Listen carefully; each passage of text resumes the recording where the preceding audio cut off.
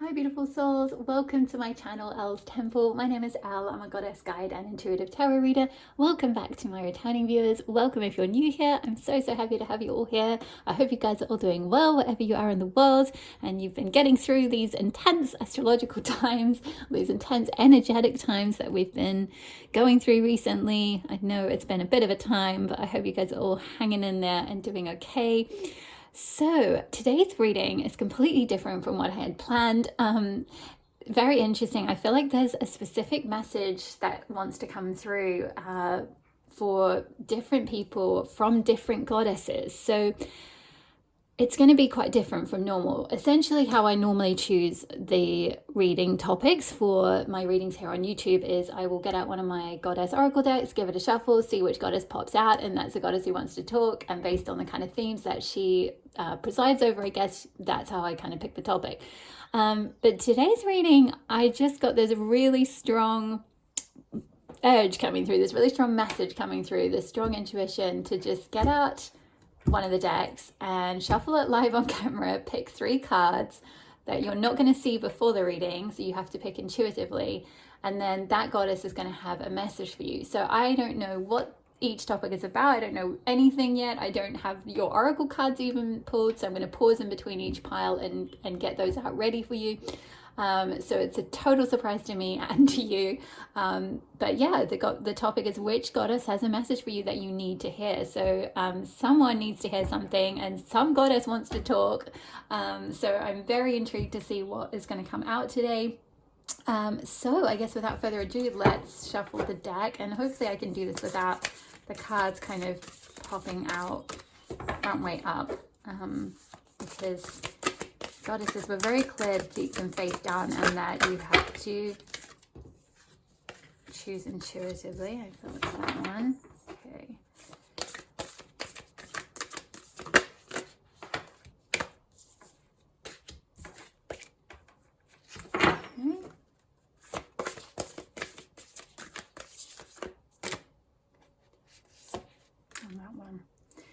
Alrighty, my loves. So pause the video if you need a little bit more time to choose which card is drawing you in. So this will be pile 1, this will be pile 2, and this will be pile 3. Okay.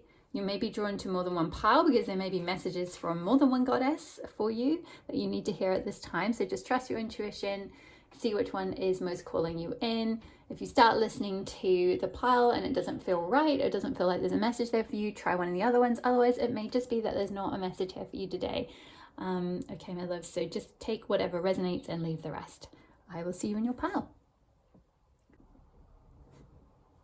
Hi there, pile 1. Okay, if you felt drawn to pile 1, let's see who your goddess is, who has a message for you. So you got goddess Rhiannon, beautiful, the Celtic Welsh goddess of the night and the moon, rebirth and dreams, and also creative inspiration as it's depicted, as she's depicted here in that capacity, in that aspect, as the muse and creative inspiration. So because in different oracle decks the goddesses will show slightly different facets, I feel called to read from the guidebook to see specifically what it is that Rhiannon is supporting you with at this time. If you would like to go a little bit deeper and receive a bit more support from Rhiannon, find out a little bit more about her myth, some rituals, ways to connect with her, I do have a blog post on my blog, ellstemple.com. If you go to the blog section, I'll try to remember to leave the link below. And I did one on Rhiannon back in Yule, around the time of Yule, because of her themes of rebirth and going from the darkness to the light. So check that out if you'd like a little bit more support or a little bit more to connect with her. But in the meantime, let's introduce her through the specific message. So it's card number 40, the specific message that she has today for you. So she's connected with the waxing gibbous moon. She is the goddess, the muse and goddess of creative inspiration, as we mentioned. So Rhiannon is the divine queen of fairies. She is a shapeshifter and manifests as a beautiful young woman dressed in gold, riding a pale horse. She connects with singing birds who can wake spirits or grant sleep to mortals. She is an inspirational muse to artists, poets, musicians, and all creatives. Creativity, prosperity, success, love, and friendship. Your dreams and desires are close to manifesting at this time. Keep your vibrations high and focus on abundance. Listen to music, visit galleries, go on a play date with creativity, anything that excites and inspires you. And the mantra is, I am a creative soul. I find inspiration everywhere. Ooh, I love that. So yeah, I'm picking up for some of you, if you've chosen this pile, it's very likely you are creative, or there's some creative project that Goddess Rhiannon is wanting to be a muse for you with, or to give you some creative inspiration. Or maybe if you've just been feeling a bit lackluster lately and not very connected to that aspect of yourself, maybe it's an aspect you haven't really delved into much since you were a child or something like that. I feel like Goddess Rhiannon is coming through to help you reconnect with that side of yourself, with that creative aspect. Even just, it doesn't mean that you have to become an artist and put all your work in a big gallery or anything like that necessarily. It just is about, connecting with that playful creative side. And I'm kind of getting, what came to mind when I was reading that intro was The Artist's Way by, oh my gosh, I've completely forgotten her name now. Anyway, famous book, The Artist's Way. If you look it up, you'll find it. In that book, it talks about going on an artist date, which that guidebook just mentioned. Take yourself on an artist date or a creative date. And that's one of the core components of the Artist's Way is the morning pages, which is writing stream of consciousness, writing every morning, journaling every morning to kind of see what ideas might come through, kind of, maybe work through sort of things that might have come up in the dream time, because that's also something that Goddess Rhiannon supports you with, is giving you ideas or inspiration through your dreams, or giving you intuition through your dreams. So morning pages could be very useful for you. And the other component, the main component of the Artist's Way, is taking yourself on artist dates. And the idea with that is that when you are a creator, or when you're a creative and you're putting a lot of yourself into your work, it's kind of like over time your well of inspiration can run a bit dry, essentially. And the idea is that it's important to kind of keep that well topped up by taking yourself on little artist dates or creative dates, going and sort of receiving inspiration from other creators, and kind of just seeing, letting ideas kind of percolate, seeing different things that are out there. It doesn't have to be, an art gallery. It could be, going to the movies. It could be, or seeing a film, It could be, going to a photography thing, or it could be going to a museum, or whatever it is, or if you're into music, it could be going to another musician's gig or something like that. But I'm hearing specifically cross-disciplinary. So maybe the key is to not be too fixated on just getting inspiration from within the realm that you normally deal with. So say, for example, you are I'm hearing a writer. Say you're a writer, you don't just sort of necessarily receive inspiration from just reading other people's books or going to talks or lectures or whatever by writers. It's also to refill that well of inspiration, go to go and look at some art, go to photography things, go to music things, go to creative talks, whatever is something a bit outside of the normal field, particularly I'm hearing if you're at university or you're studying something specific, or you have a certain project that you need to receive inspiration from, you've got to push something out there. It's kind of like Rhiannon's coming through to say, think outside the box, think outside the square, think outside the discipline that you're in. You'll be able to get good ideas or good inspiration. You'll be able to feel reinvigorated and re-inspired and reconnected to that side of yourself by filling that well from a lot of different sources or different disciplines. So even for the example with university, maybe this is, or I don't know necessarily if you can do this in the country that you're in. Some universities allow you to do this and some may not, but the practice of auditing other classes, for example, which usually you can kind of drop in on, most undergraduate lectures normally let you drop in on them. Or I'm hearing like community college, community school. Maybe some of you, this could be a good time to sign up to a community class or a community college. Like, what have you always wanted to learn about? Maybe some of you have wanted to learn creative writing or learn pottery. I'm hearing that's very specific, you know, or some kind of art, like art history or something like that. Maybe and it's kind of this idea of like thinking outside the square, like maybe doing something that's kind of outside of a particular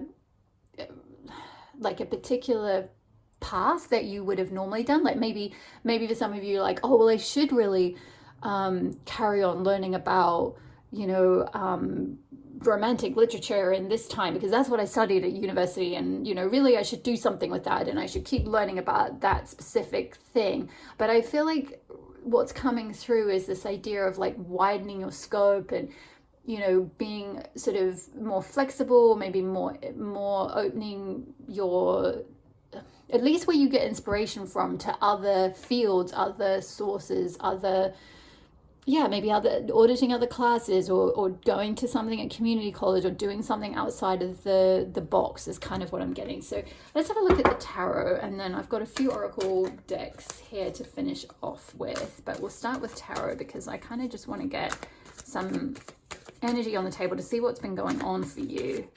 Pile number 1. So what are the messages? What's the guidance? Ooh, 6 of Wands. Okay, so yeah, working with Goddess Rhiannon, receiving this creative inspiration, connecting with your muse.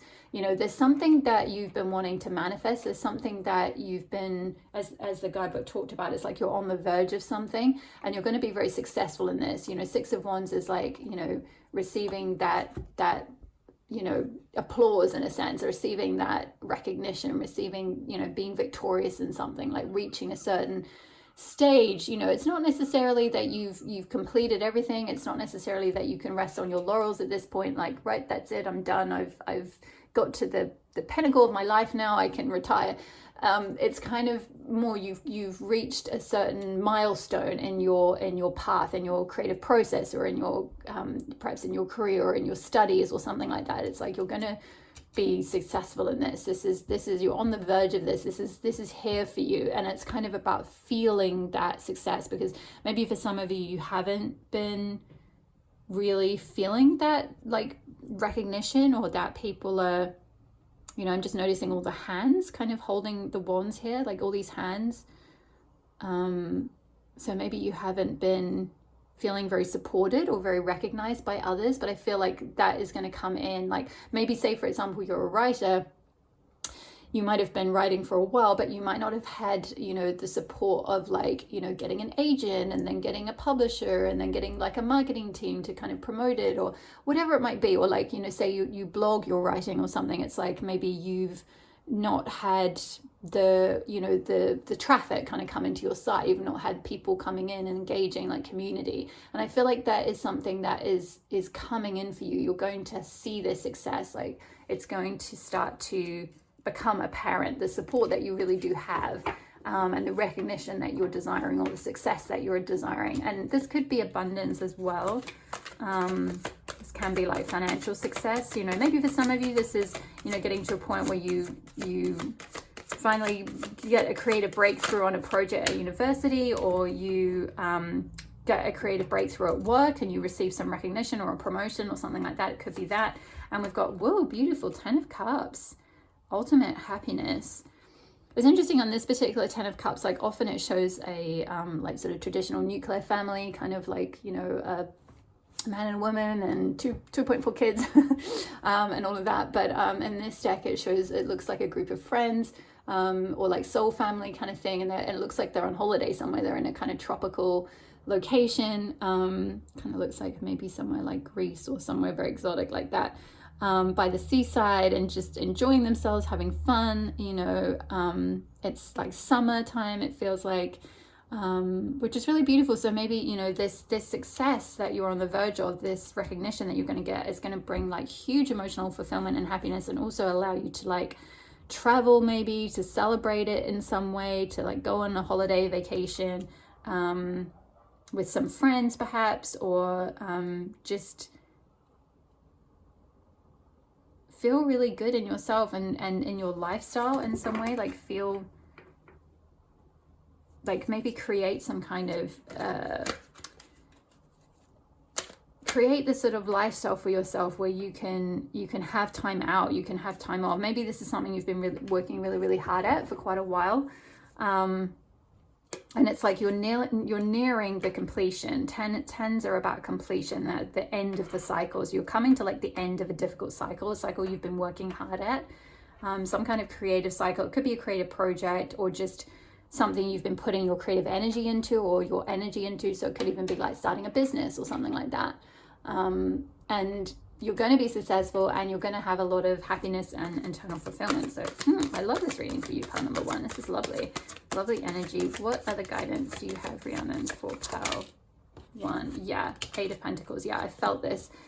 That's so interesting. I was just talking about working hard. You've been working hard. You know, 8 of Pentacles is a card of like mastery, a card of like putting your work into something, like just, yeah, kind of progressing something, getting to a position where you're really good at it, where you're potentially recognized for it. You know, it's that like I said, it's that mastery card kind of thing. And here this figure is painting. So maybe some of you are artists, like, you know, traditional paint artists or something like that. So maybe some of you are working on a final project. Could be for something, you know, something you're studying, or it could just be a project that you are wanting to maybe put in a gallery or put out in the world in some way, or share with people. And the work, I feel like the work that you've been putting in is going to be recognized. It's going to bring you a lot of fulfillment and happiness and potentially abundance, and like maybe holidays or a really great lifestyle, because it's like you're finally being recognized for all your hard work, for everything you've been plugging into this project or into this business or into this endeavor or your work. You know, it could be traditional employment. It could be like getting to a point of mastery in your job, you know, receiving sort of success, recognition, maybe a promotion for something you've been working hard at in your place of work. But for most of you, I kind of get the vibe that this is more either a side hustle, or like you already work for yourself. You're like a creative freelancer, or you are starting or have started your own business, or you do your own creations kind of thing. And your sort of day job or your paid job isn't related necessarily to this thing that you're working at. I'm hearing like moonlighting. So interesting. Goddess Rhiannon is a goddess of the moon, and so I feel like she really supports those who do that kind of thing, who are, you know, they moonlight doing their creative work, you know, staying up at night, like doing their writing, their painting, their, you know, whatever it is. So yeah, you've been working hard to pile number 1. Okay, I feel like that's all the tarot. Let's have a look at some of the oracle cards we got through. So we've got a archetypes deck here. So, ooh, networker. Okay, useful. Yeah, enhances unity through the sharing of information, engenders social awareness and empathy.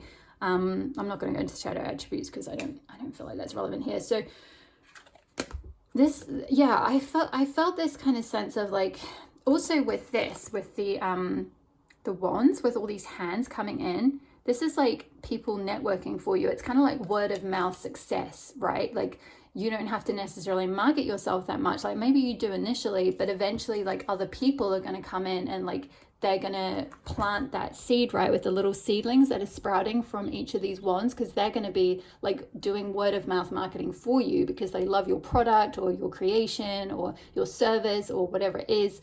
Or your work at work, and they're kind of like sprouting little seeds of like, oh my gosh, have you seen pile 1's, whatever it is, book, painting, project that they've just done, the work they've put in, the client that they helped, whatever it is, and that's kind of sprouting this like sudden kind of, because what wands is fast energy, it's fire energy, it can kick off really quickly, right?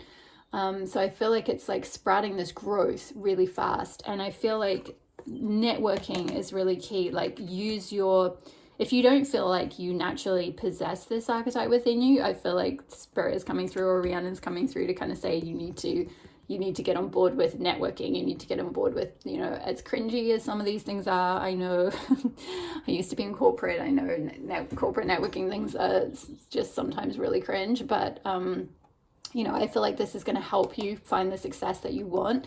Meeting people, getting your work out there, not just necessarily being like in the zone, like just producing thing after thing after thing, and then wondering why it's not, I'm not saying you're doing this, but like, sometimes I know from my own experience and from other creative friends, like quite often creatives are very sensitive souls and very empathic, often just very sensitive energetically, right? Because that's kind of the way you're able to connect with them, that muse, and receive that kind of inspiration and all of that to create something. And so often, tapping into this network energy is a bit of a gear change and a bit of a shift, and quite different. It's a whole different skill set and ball game to kind of come out of your kind of little creative world here, your little creative shell, and kind of start like, connecting with all these potential people who could help you, and just kind of seeing like, maybe if you're a writer, for example, because I'm just noticing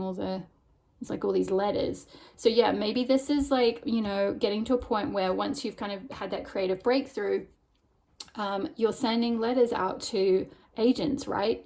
About your book or your writing, or you're connecting, say you're a blogger or something like that, you're connecting with other people online, say podcasters or something like that, to like, promote your work, or, other platforms, like a bigger platform, like Huffington Post, or something. I don't actually know if that's still big, but it was a while back. Or like Medium, for example, or something that might not be relevant examples, but I hope you get what I mean or what I'm going for here. It's like kind of getting your work beyond just your own platform or your own small circle, and kind of broadening it out, getting it out, sending it to people like who have bigger platforms, who can then spread your work further afield. I'm hearing specifically like magazines. So maybe for some of you, if you're writers, sending letters to some magazines or publications, things like that. And so that you can get your work in, possibly printed in their magazine or something like that, or just make a connection. You just never know. Maybe going to networking events could be very useful.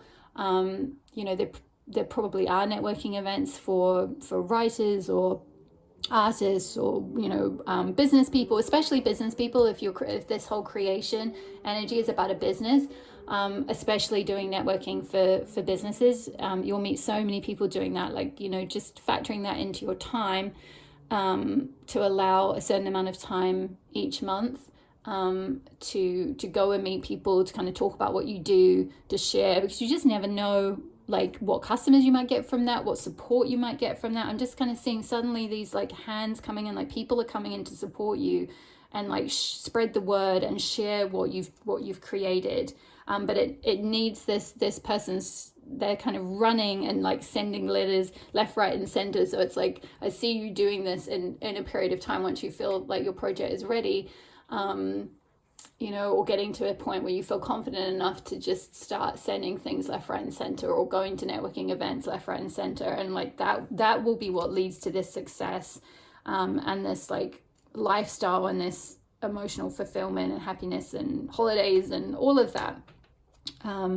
So yeah, love that for you. So networker, let's get an Aboriginal chakra goddess card. Whoa, wow, that flew out, my goodness. Pele, wow, beautiful. I love this. Okay, so Goddess Pele. I did a reading with Goddess Pele specifically a little while back, so there may be some messages in that specific reading for some of you, and there's also a blog post about her as well. So fiery volcanic goddess from Hawaii. I just see her kind of like, it's kind of this energy of like coming out from underneath something. So coming out from, I'm just kind of seeing that coming out from being in this like maybe slightly hermity energy, or just like in the zone, like in your creative zone, kind of in your creative bubble. And then suddenly you're like, whew, you're coming out into the world. You're coming to like spread your like the lava that kind of spreads. It's like your work is just suddenly like erupting into the world and bringing you this success. So this is a chakra day. So this yellow is connected with the solar plexus chakra. So I feel like maybe for some of you, if you're struggling to be in this networker energy, if you're struggling to like self-promote yourself, to share your work, to kind of erupt your work out in the world, to connect with others, to let them help support you, working on your solar plexus chakra is key, because that is all about shining your light and like being confident enough to put your work out in the world and to express yourself and to share your work and to show up as you are and to be seen. You know, it's like your inner sun. It's like shining your inner sun, being a light, being seen, being recognized. You know, it's Leo energy, it's lion energy, it's courageous, you know, it's standing in your power. And so there may be some blocks in your solar plexus chakra, and they're telling me to read the book. Where have I put it? Here we go. Okay, sometimes the messages in this book are oddly specific. So if this specific message doesn't resonate, don't worry. It might be for just one person specifically, but hopefully, yeah, okay, hopefully this supports most of you. So Pele is a fiery Hawaiian goddess of volcanoes, and with such powerful energy is able to erupt and enable growth. She can change the shapes of land and allow nature to rebuild and reshape itself into something else that is equally, if not more beautiful than before. That's sticking out to me. Maybe for some of you, reshape itself into something that is equally, if not more beautiful than before. So maybe it's part of this creative process. There's something that needs to be reshaped a little bit. Maybe for some of you, you've reached a bit of a block with your work, and it's like, or your path or something like that. And it's like, maybe, you know, the way a volcano will erupt and then change the whole landscape. It's like, maybe there's something that needs to come up and out of you, like some sort of truth, some sort of expression, some sort of creativity that needs to be let loose. It needs to sort of come out of you, and it might change the shape of the project that you're working on, or the, you know, even what you're studying or what you want to go after, or your business a little bit. You know, maybe if you've started a business, or you've started, you know, creating certain products for people, and like maybe they haven't been particularly successful up to this point, and maybe it's like there's something more that wants to kind of come up and out of you, and it's going to change the shape of it, but that is going to be something that's going to bring you a lot of success. Just seeing it's low power on the phone. Hopefully it's okay. Hopefully it'll last for the rest of the reading. Alrighty, so where are we? I've lost it. Pele, sorry. Oh my goodness. Sorry, part one. There we go. Okay. So Pele was born to become a goddess of water. However, after discovering and becoming fascinated with the fires from the underworld, she accidentally set fire to her home where she lived in Tahiti.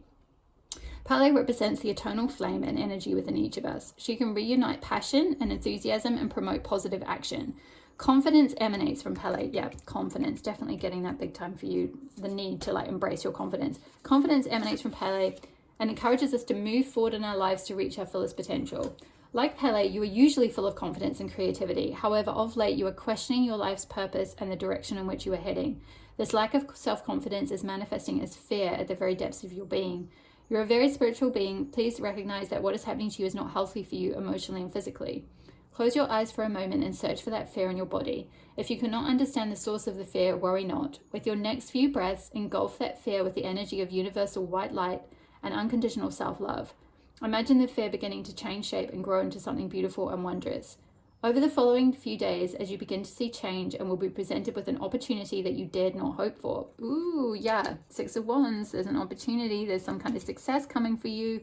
And that Rhiannon card also spoke about that you're on the verge of something. So over the next few days, some kind of opportunity may come in. So keep growing that space inside and allow your fiery passion to transform and create the new you. Ooh, I love this for you, pile number one. This is exciting energy.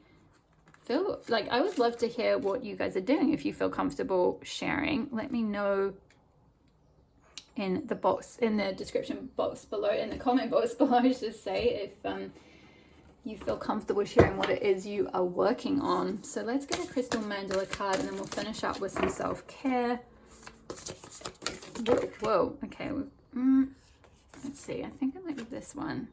Oh wow, yeah, because we're just talking about passion. So Passion of the Lionheart, Goddess Sekhmet, and Fire Agate. Ooh.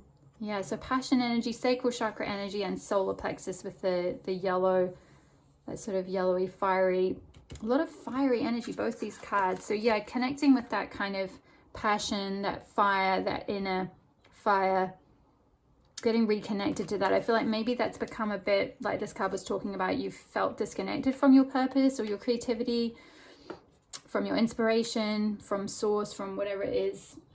So let's read the guidance from this book. These are normally pretty long, so I may not read all of it, but we'll see how we go. So we bring you the empowerment of passion of the lion heart. Through passion, you will dedicate yourself with an intensity and discipline that may surprise you. Yeah, that is this Eight of Pentacles.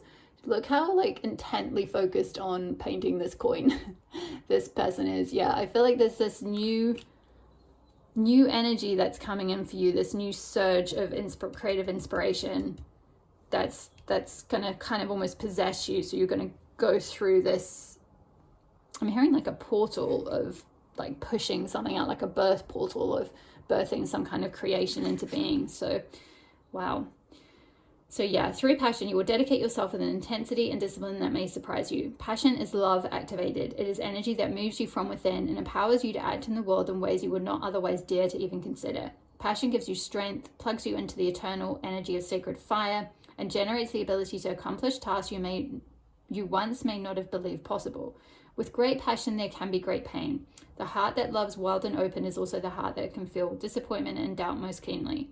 The empowerment of the lion heart strengthens your heart to recover from any pain through the power of courage, commitment, and bold, loving devotion to what matters most to you. And I love how it's talking about the lion heart, because I was just talking about lion and Leo energy, that courageous, bold, confident energy with that palette in the solar plexus. So that's like a double message about that. So there are those that will be led through life by the cool light of their inner knowing, and those that will be led by their heart, by their dreams and aspirations. Those led by their heart need passionate purpose, a sense of meaningful, motivating desire to gain energy and accomplish great things. They have tremendous divine potential because they are less committed by the constraints of the mind. Where the mind may analyze and reflect and choose to opt out of a particular task, the heart will be moved by compassion and engage fully and completely with what needs to be done, no matter if it seems unlikely to succeed. This is when the bold, daring heart is at its most beautiful, pulling off what seemed to be unlikely or even impossible by sheer force of commitment to what it loves most. Yeah, Eight of Pentacles, commitment, absolutely.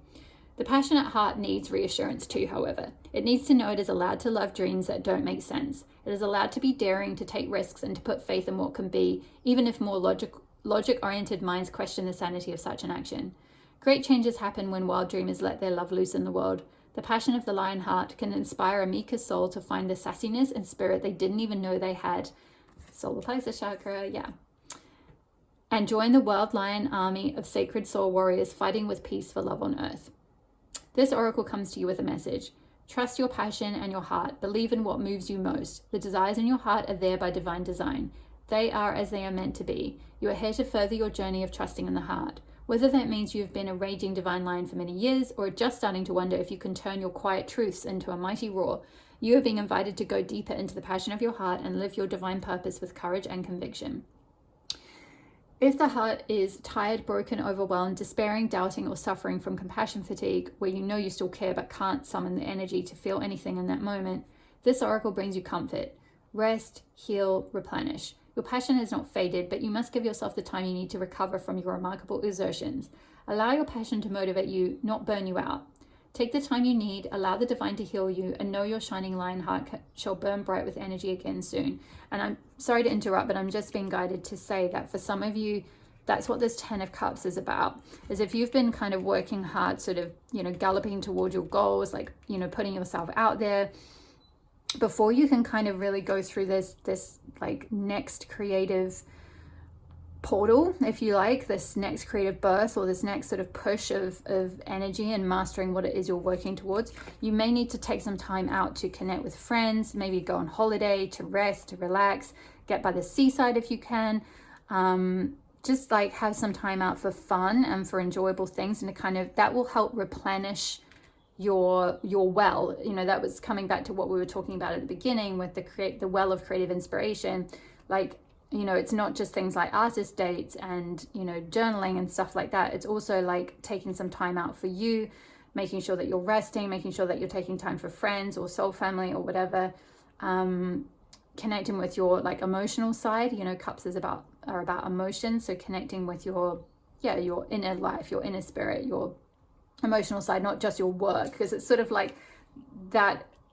This cups card about your emotions is flanked by two cards that are kind of related to career and success and, you know, mastery and recognition and all of that. You know, and the Six of Wands is riding on a horse. It's kind of like giving me kind of knight energy, you know, like taking action, you know, moving towards your goals, like going to networking things or putting your work out there, you know, trying to get clients or trying to get sales or, you know, whatever it is, trying to get recognition or trying to get your creative projects for university done or whatever it might be. It's like you've kind of been putting a lot of energy in, but make sure that you're balancing that energy with some time for yourself and time for friends and time for fun and relaxation as well. That will be kind of key to like fueling this passion and giving you like more vitality to kind of like keep that creative fire alive.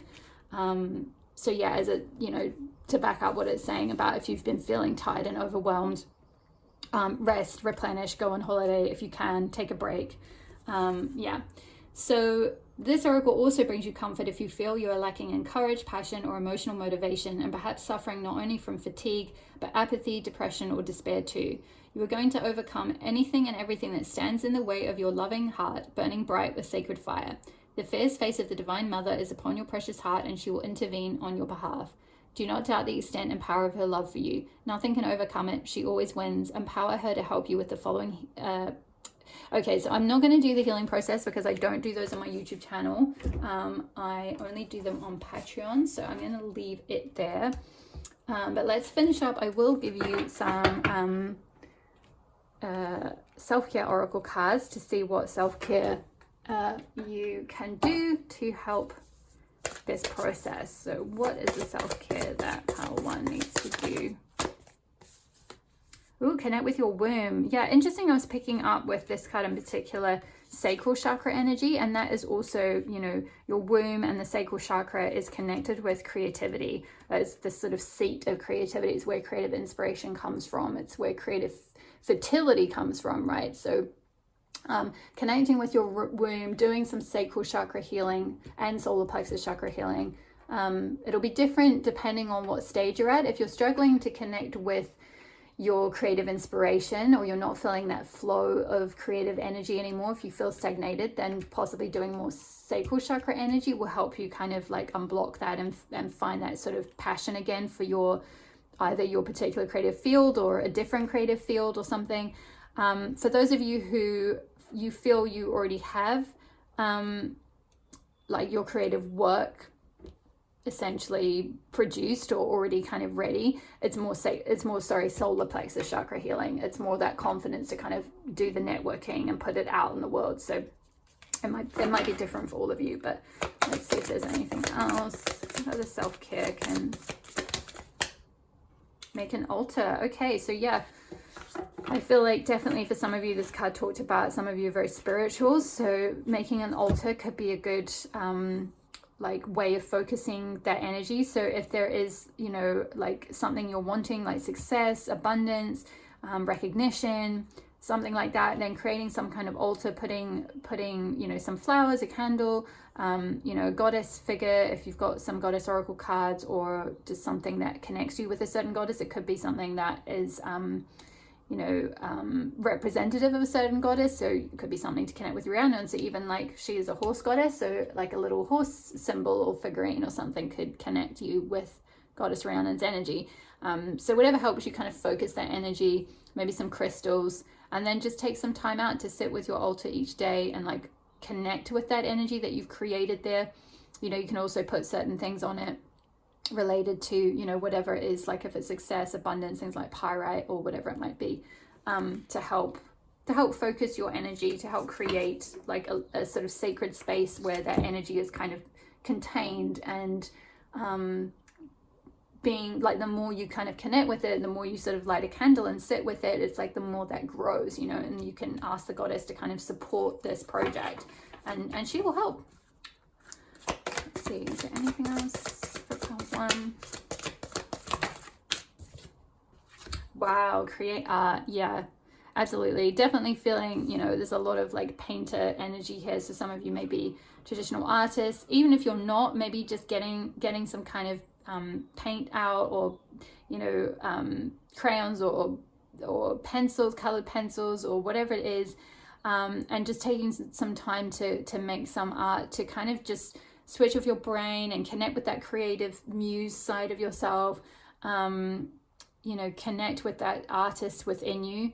I feel like just having an afternoon or something like that where you take some time out to kind of connect with that artist will help you to with whatever your creation is. Even if you don't do art normally, taking some time out to create some kind of art will help your overall creative process, whatever that is. Will help your ideas come through, will help inspiration come through, it will help whatever project it is that you're working on, I feel like. So beautiful. I'm going to leave it there, pile number 1. I hope that resonated for you. Drop me a comment below if it did. I would love to hear from you, how it supported you. Hit the like button if you enjoyed the reading. It really helps my channel so much, and I really appreciate each and every one of you who has been liking and commenting and sharing. It helps me more than you could ever know. And hit the subscribe button if you're not already part of the community. I would love to have you here. All the best with your creative projects, and I will see you in the next reading. All my love. Bye. Hi there, Belle 2. If you felt drawn to the second card along, let's see who your goddess is, who has a message for you. You got beautiful goddess Ocean. Oh, I love Ocean. Goddess of sweet waters, sensuality, and pleasure. So some of you who have been following me for a while, you might know I did both a blog post and a dedicated reading from Goddess Ocean as part of my Goddess Circle series. So you may feel called to check out the blog post if you want to learn a little bit more about this goddess. She's an amazing goddess. Her myth is incredible. I also go into like ways to connect with her and suggestions of rituals as well. So check that out if you feel called to. I'll try and remember to leave the link below.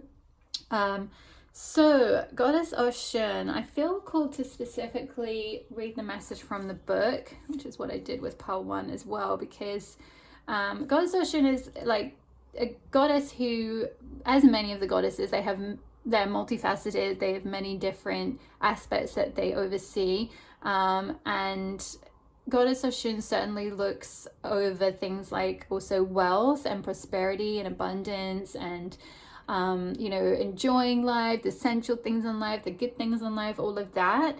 But I feel like the message in this particular case, or her aspect that she's coming through, is quite specific. So I'm just going to read the message directly from the guidebook to see what might be sticking out there. So Ocean is a river goddess of love, pleasure, beauty, and sensuality. She isn't afraid to admire her beauty and loves pretty, shiny, beautiful things.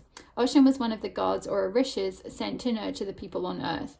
Where the other gods failed, Ocean, the only goddess amongst them, succeeded with her life-giving sweet waters. See the beauty of life, but most of all see the beauty in you. Your psyche lifts when you take care of yourself. It's okay to show the world your gorgeous self. When you shine, others shine too.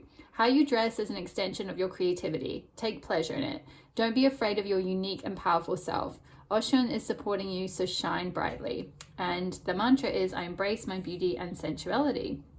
So yeah, it's definitely sticking out to me, the part about seeing the beauty of life, but most of all seeing the beauty in yourself. In this particular oracle deck, the goddesses are all depicted in slightly different ways in each oracle deck, but in this deck she's depicted as quite a young woman holding a mirror up to herself. She's very dressed up. She's looking into the mirror, kind of admiring her beauty. So I feel like there's something around like really seeing your beauty. Maybe for some of you struggled with low self-image is what I'm hearing, or low self-concept, low self-esteem, like not feeling comfortable to shine your light, not feeling comfortable, it's pile 2, not feeling comfortable to take up space. So yeah, there might be some wounding there from childhood, or even deeper around like, really showing up, really seeing the beauty in yourself, seeing that you're worthy of being here, pile 2, you're worthy of taking up space, you're worthy of showing yourself to the world, of being seen. You are beautiful. I feel like you are very beautiful, but you may not see yourself because of, all the patriarchal gunk and all the conditioning that we get around, you know, whatever's in trend at the time, right? Like from magazines or in the media or something. It's like, you know, we can see ourselves in a certain way because it might not fit in with, you know, like if you look at the trends over history, you know, how like back in the day, well, I mean, if you go really far back, you know, it was like actually beautiful for women to be more like robust and kind of more you know, buxom and kind of you know, have like sort of, yeah, like more, yeah, more buxom, more like have more flesh, like be more sort of soft and fleshy and kind of yeah, rounder, I guess, because that was seen as a sign of fertility. And yet, like, you know, then we get to the 1960s and it was kind of like the whole twiggy, like this sort of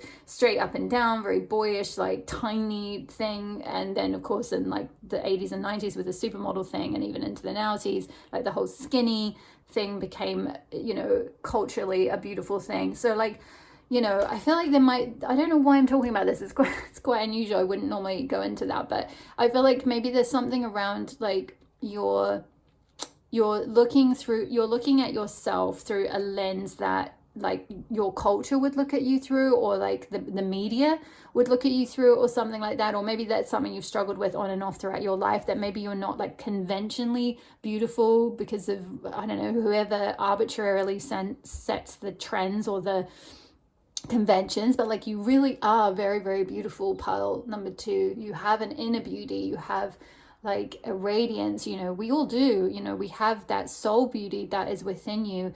And this I can kind of feel this coming through very strongly from like your guides and from Goddess Ocean, because there may be someone here who really struggles to see that. You really struggle to shine your light or to come out. Maybe it's affecting your day-to-day life, like you're not kind of coming out to see friends, or you're not engaging with life fully, or you're not kind of putting your work out there or wanting to show up or be seen. Like maybe for some of you, you want to be on some kind of platform, like you want to be on YouTube, or you know, whatever it might be, or social media, or be seen in some way, like maybe, you know, be able to stand up on stage or whatever it is, or even just like more generally, like kind of go out with friends, or like feel comfortable wearing a bathing suit, or feel comfortable wearing like you know, sort of certain clothing styles, like, you know, certain trends, you know, that might be a little bit more revealing or something like that, but you don't feel comfortable in your skin, like you don't feel beautiful as you are, so you feel like you have to kind of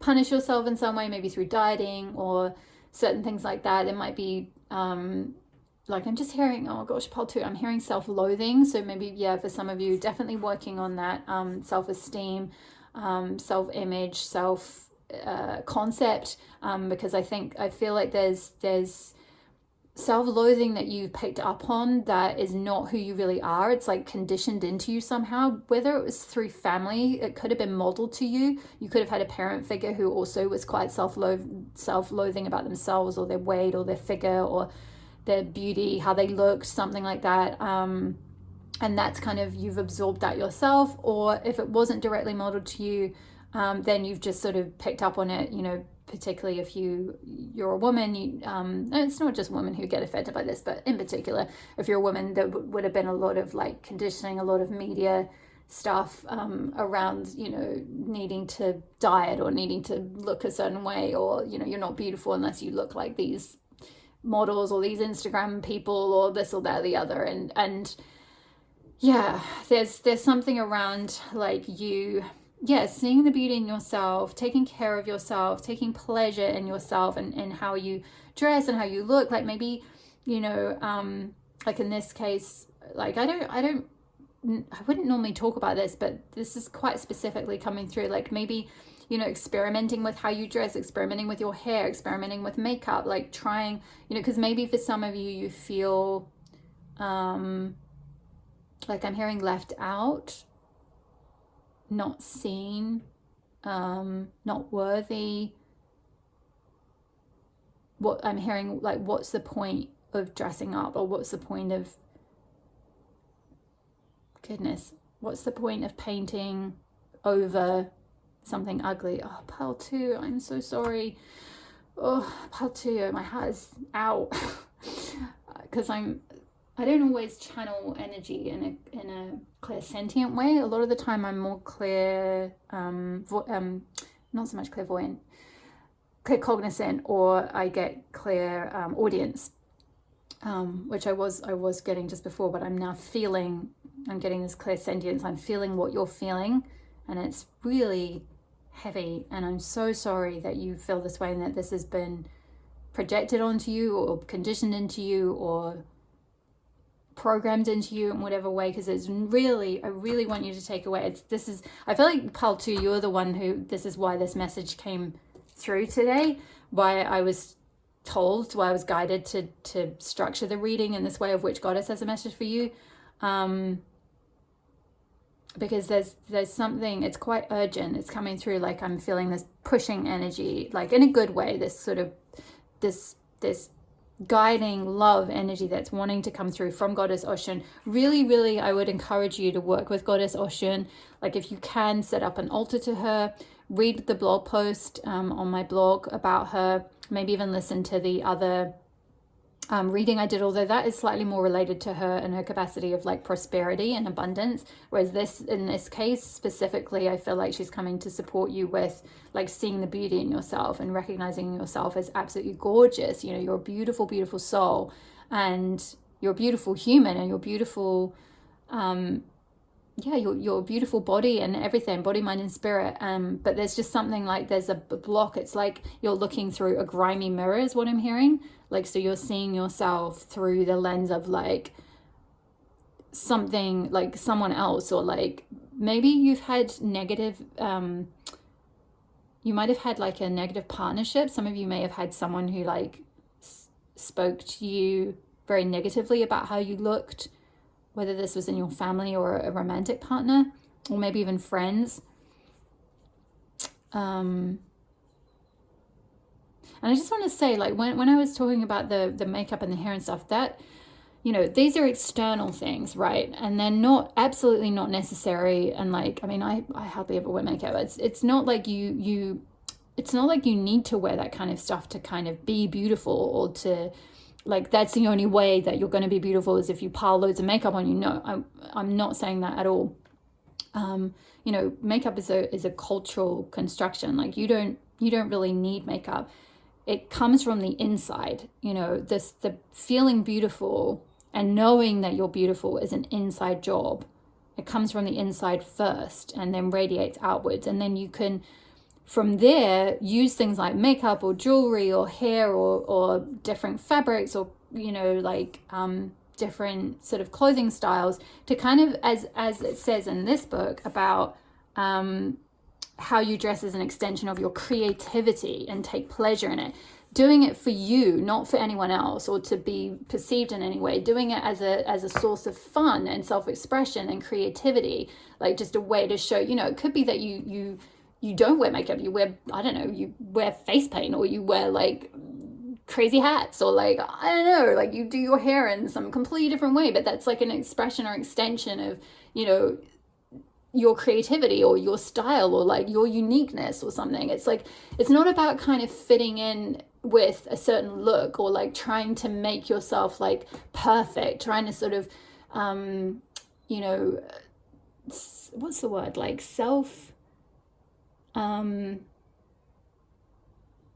like I'm being shown like someone doing like going under the knife, like having like Botox or, you know, that kind of thing. And it's kind of like maybe for some of you, you're on the verge of thinking that you need something like that. And I feel like what's coming through from Oshun is like, you don't. This is more about like it's not about kind of trying to fix the outside and trying to sort of mold the outside of you to look a certain way or fit in with a certain societal construct. It's about like feeling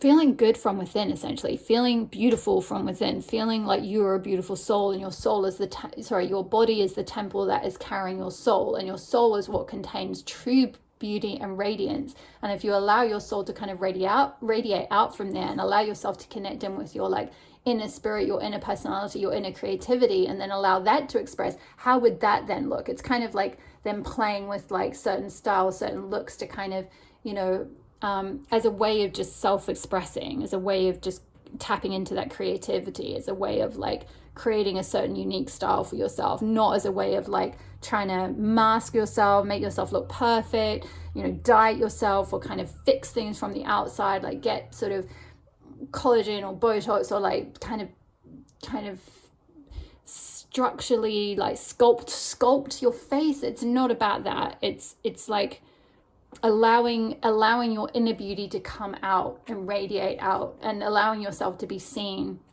allowing yourself to shine, allowing yourself to show up, allowing yourself to engage in life, to kind of come out of your shell and like be out in the world and be seen for who you really are. Because you are very beautiful, but I feel like maybe because you possess a sort of perhaps unconventional beauty, like maybe because of a certain could be a race thing, ethnic thing, or it could be maybe because of a health thing or something, or a skin thing, or a body type thing, you know. But like, screw that, pal. Too. Screw that. Society has this ridiculous like mono measure of like, oh well, this season it's really, you know, it's all in to have like big booty and like big lips, but then like in 2 years time it'll be like, oh, now that's not in fashion anymore. Now it's the fashion to be like boyish and like twiggy figure again, and like straight up and down and tiny and like you know, like with I don't know, with thin lips and like thin eyebrows. And then like next season it'll be, I don't know, something completely different all over again. Like it's these things change, and like you can't judge yourself through those lenses of what society or the media or your friends or your culture or whatever thinks is beautiful, because there's like, that's not real beauty. That's just like a constructed social thing, right? Like that's just, you know, what everyone, like certain people have decided that like, that's the beauty for now, until it changes next time, but like that's for now. And it's like it's important to kind of realize like you are timeless, your soul is timeless, like you are beautiful in and of yourself. Okay, enough ranting, I'm sorry.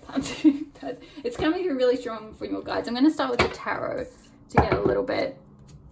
I've pre-shuffled the deck, so let's just get straight in to get some guidance on what's going on for pile 2. What is going on? Wisdom, Saraswati. Beautiful. Card number 2. Yeah, this is the High Priestess card. So, yes, like connecting with your... Yeah, this is Goddess Saraswati is a goddess of creativity, actually. So there's some sort of aspect of your creativity that wants to be seen, that wants to come through. There's some sort of wisdom that wants to be shared. Let's get a little bit more. I need more energy on the table to get a full story. What's going on for pile 2? What's the guidance from Goddess Oshun? 7 of Pentacles. Some seed that you've sown the world. Let's get one more. What's the guidance from Goddess Oshun? 3 of Swords in reverse. Interesting. Okay. Let's check that's all in shot. Yeah.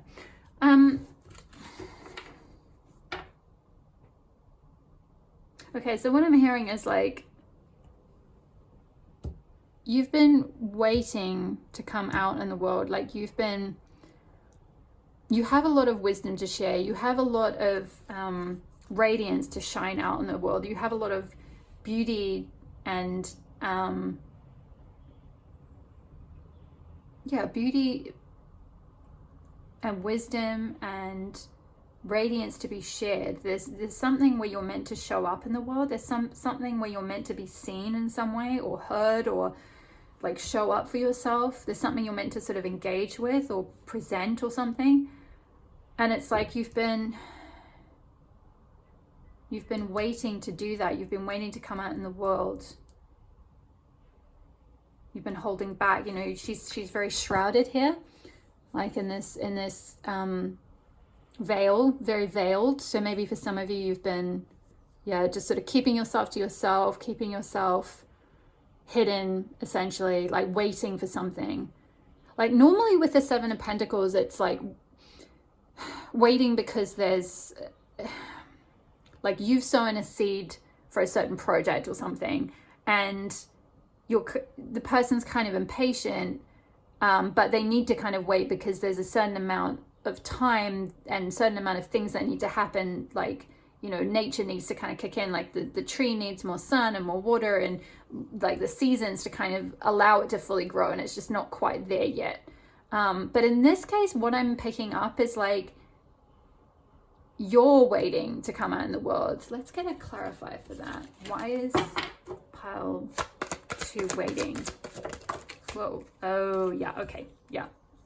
8 of Swords. And 4 of Pentacles. Yeah. So limiting beliefs, which is what I was talking about with this Ocean card. There's some sort of conditioning, some sort of programming, something that's been plugged into you around like not being seen. Again, she's hidden, her face is down, she's covering her face, her head's down, she's like face down into the ground, like I can't do this, I can't be seen, I can't show up, everyone will think I'm ugly, or everyone will hate me, or you know, like no one wants to look at me, no one wants to see me, no one wants to hear me, no one wants to listen to me. What if they throw sticks and stones? What if, you know? And I feel like there's something, maybe a specific experience. It could have been from childhood. Maybe you were bullied or ridiculed or teased in childhood because of like how you look or your race or ethnicity or your skin or the way you dress or your type of culture or something like that. It's like there's something kind of holding you back from like coming out into the world, like being out in the world, sharing yourself with the world, sharing your wisdom, your creativity, expressing yourself. You know, Saraswati is a goddess of self-expression. Again, I've got a blog post about Saraswati, so you might want to check that out as well. And actually, I'm pretty sure it's the Saraswati post. No, maybe it's the Amaterasu post. But this is coming through, so I'm going to talk about it. And I brought this up in a previous reading, so you might have come from that previous reading. But in that post, one of the goddess circles, I forget whether it was Saraswati or Amaterasu, it was talking about, I talked about that, oh God, what is her name? That nanny who became a photographer, or she was a street photographer, but like no one saw her work until after she died. She's now posthumously famous, and I've completely forgotten her name, but anyway. Vivian Maier, there we go, Vivian Maier, the street photographer. She was an amazing street photographer. She took all these incredible photos. It's very similar actually. She really did not want to be seen. She didn't want to engage with people. She was very antisocial. And she must have had, I feel like she had some very traumatizing childhood or traumatic experiences somewhere on the line that made her very closed off, closeted, not wanting to be out in the world, not wanting to be seen by anyone, keeping her work to herself, you know, keeping her wisdom to herself, keeping her gifts to herself. And there's something around that here for you, pile number 2, where there's something that you want to be seen, you want your work or yourself to come out in the world, but there's limiting beliefs that are holding you back. And, you know, it was really sad because she had all this beautiful work. And I mean, you know, to a certain extent, like this was in the, 50s and 60s. So how much opportunity do women really have then, right? How much was their creativity really encouraged in the culture of the day? But, you know, her work became really posthumously famous long after she died. And it was all discovered in a closet. There's a great documentary about it if you don't know the story. And for some reason that's coming through, and because it's something to do with your holding yourself back. 8 of Swords is about limiting beliefs that are holding you back, that are like, you could see these as fears, and you could see these as the programming that they are, and not, you know, not as the beauty of who you really are, and you could stand up. You know, if this person stood up, they could walk through these swords. They perceive that the swords are holding them back and keeping them down, but the swords are around them, and if they stood up, they'd be able to walk through them. So it's kind of like a self-fulfilling prophecy, or like, you know, once you've got that idea of like, oh, I'm going to get teased, I'm going to get rejected, I'm going to get bullied, no one's going to like me, da da da. I'm not going to be heard, or my work's not going to be liked, or people are going to think I'm hideous, or whatever it is. It's like you're using that. I'm not saying you're doing this deliberately. This is kind of unconsciously. Those fears are keeping you stuck. But if you connect with your inner sovereignty and the beauty of who you really are, you would be able to see that those are just silly fears. They're just conditioning. They're just things from stupid kids or stupid societal rubbish that is keeping you down. And like, you could stand up and walk through it. This isn't sort of Ten of Swords or whatever, where it's like someone else is sort of, although I do feel like for you, Pile 2, there may have been something in childhood or something like that from someone else, but at the moment it's not necessarily happening. It's your fear that it's going to happen, and so it's coming from within you. It's coming from your own mind. It's like you can overcome this. And Four of Pentacles is about conserving and keeping things to yourself, like holding on to things. And it can be holding on to money and saving, but in this context, in this situation, I feel like this is holding on to your wisdom, your creativity, your gifts, yourself, your energy, your beauty, your radiance, your spirit. You're holding on to that. You're keeping it to yourself. Again, like the Seven of Pentacles and the Four of Pentacles, it's like, you know, both these figures are shrouded.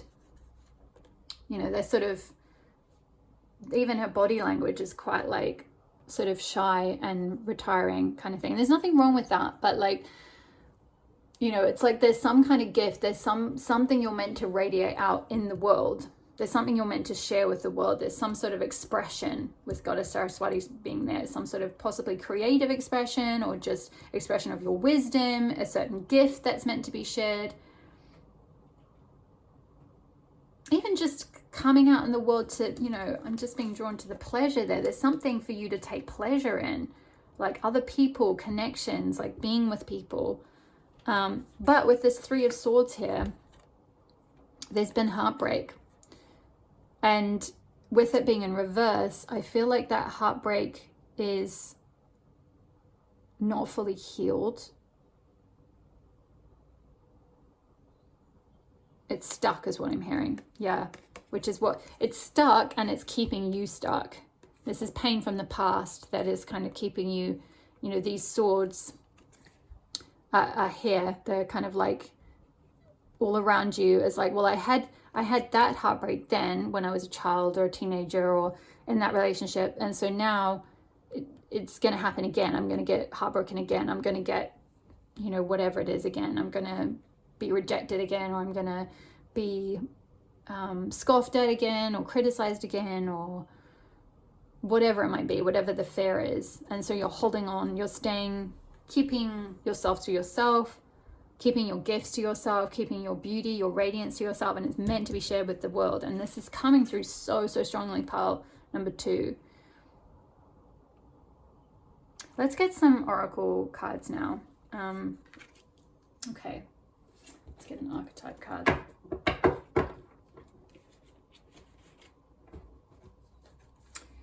Already pre-shuffled the deck, so let's just get straight in. What archetype has a message for pile 2? Whoa, came flying out. Gambler. Willingness to follow intuition even when others doubt you. Yeah. Willingness to follow intuition even when others doubt you. Yeah, so maybe some of this, like, this Eight of Swords energy is like people trying to keep you down, doubts from other people that have been projected onto you, like doubts about your intuitive wisdom, your intuitive guidance, like your creativity, or like your, like how you dress, or how you express yourself, or how you want to come out in the world, like, or what you want to bring to the world or something. And it's like there's been doubts, there's been fears, there's been a lot of things that have been projected onto you that are like keeping you stuck. Because you're like, okay, well, I can't be seen because like everyone's doubting this idea, or everyone thinks that it won't work. So you're just sort of waiting. You're just kind of holding back. You're just keeping your gifts, keeping yourself to yourself, because it's like others have been doubting you. And so this gambler energy is coming through to say, you've got to follow your intuition. You've got to follow your intuitive guidance, your intuitive wisdom. This is the High Priestess card in traditional tarot, which is like living from a place where you're guided by your own intuition. You're guided by your own inner wisdom. You're guided by what you know to be true for yourself, not others. And I think that was partly why I was kind of talking a lot about random cultural stuff at the beginning of the reading. Like, disconnect from all of the noise that's out there, all of the cultural programming and bullshit, all of the like stuff you get from society and the internet. Like, maybe some of you are on social media quite a lot, like getting influenced by Instagram, TikTok, whatever it might be, like model culture, or it's not even really model culture anymore, that's kind of back in the day, but like, you know, I don't know, Instagram models or influencers or that kind of thing. Certain people who, you know, look a certain way or whatever it is, it's like kind of, there's something around like kind of disconnecting from the crowd or from other people or from that kind of mainstream culture or kind of what society dictates, and listening to your inner guidance, to your inner wisdom, to your own voice, your own soul, trusting the guidance it's giving you and seeing the beauty in yourself, not what others are telling you, not like society's definition of what is beautiful at any given time, or like what is, you know, what is the right path at any given time, or what is the way you should express yourself, you know, whatever it might be. It's like, you are beautiful, you are meant to be here, you are meant to be unique, you're meant to shine that, you're meant to follow your own intuition. There's something to take, there's a sort of, this is kind of the opposite energy to Gambler, is like the opposite energy to Four of Pentacles. Four of Pentacles is conserving and holding on and playing safe, staying in your comfort zone, being safe, being like, not willing to get out there, not willing to shake things up, not willing to take risks. Whereas the Gambler energy is like, okay, I don't really know where I'm going. I don't really know exactly where my intuition is guiding me. I can't see the whole future, but it is pulling me in this direction, or I am feeling compelled to put this out in the world. There's something you're meant to share with the world. There's some kind of gift that you're here to share with the world, pile number 2. There's some sort of spirit or radiance that you're meant to share in some way that you're kind of holding on to. These are in the shot. Okay, let me just move these up a little bit. They're going to get covered up in a minute anyway by all the oracle cards, but let's get an Aboriginal chakra goddess. We have some guidance, please, Ocean, for pile 2. Okay. Green chakra goddess, beautiful. So this is linked with the heart chakra, which is all about self-love. So it's exactly what I was talking about at the very beginning. Self-love, self-concept, self-worth, seeing yourself as worthy, loving yourself, connecting with nature, loving your true nature.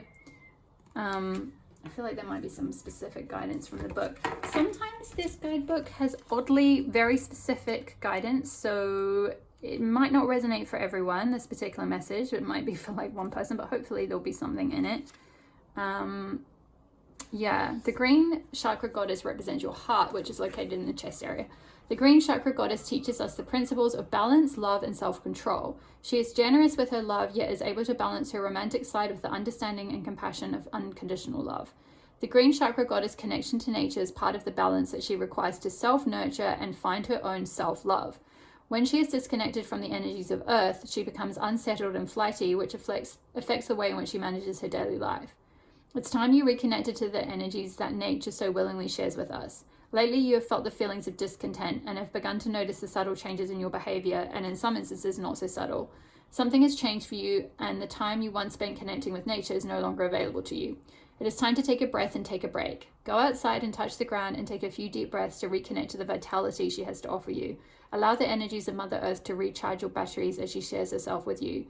You'll be amazed at how quickly you will feel refreshed and recharged by taking these simple steps. This is a gentle reminder of how important your connection to nature is and how easy it is to find strength from Mother Earth.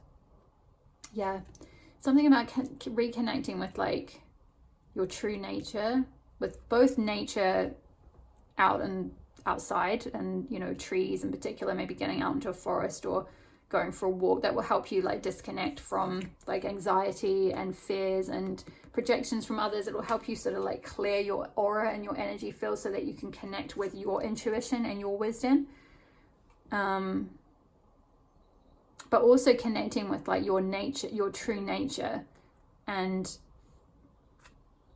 finding love for yourself again, because I feel like maybe some of you have gotten a bit disconnected from that. It's like, yeah, there's a hiding energy, staying in your comfort zone, wanting to hide from the world, not wanting to be seen. I feel like one more of these. Got another message for.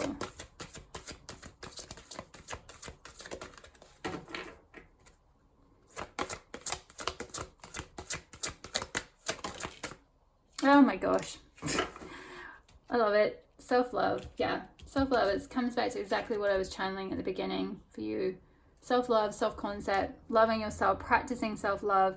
You know, self-love is sometimes one of those things that, you know, particularly if you've had some negative conditioning, it can feel like, oh, well, there are those people out there who just have self-love. Like it's just this thing that they've had it programmed into them from the beginning and I can't get it. It's impossible now. But like, you know, it is a practice. It is something that you can like practice each day. You know, self-love isn't just about like bubble baths and chocolate and spa dates and things. It's about like listening to your intuition, following your intuition, staying connected with your integrity rather than letting fears dictate and projections from others dictate, you know, what you should do. You know, others' doubts, not letting others' doubts like rule your life. You know, seeing the beauty in yourself no matter how you look or how society says you should be or how your ex-partner or whatever says anything about you. It's like practicing love in spite of that. It's like taking time to like really honor yourself, honor your body, honor your spirit, to see yourself as really beautiful. See if there's any other specific.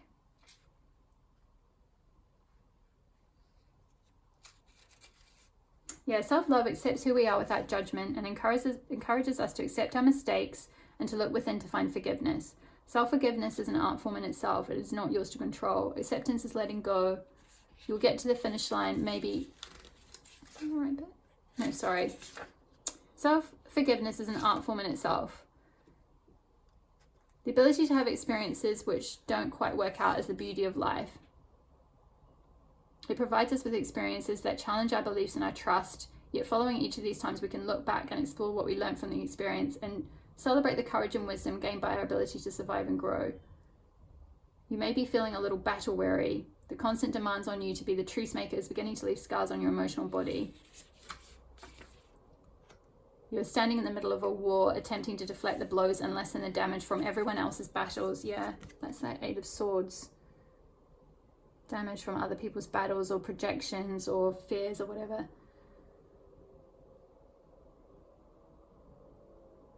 Yeah, time to look after you, time to find peace. It's there, you just need to care enough for yourself to want it. So yeah, there's something around like definitely practicing self-love, healing the heart chakra, connecting with your intuition, following your intuition even when others are doubting you or no matter what's been projected onto you. Let's get a crystal mandala card and then we'll finish up with some self-care oracle.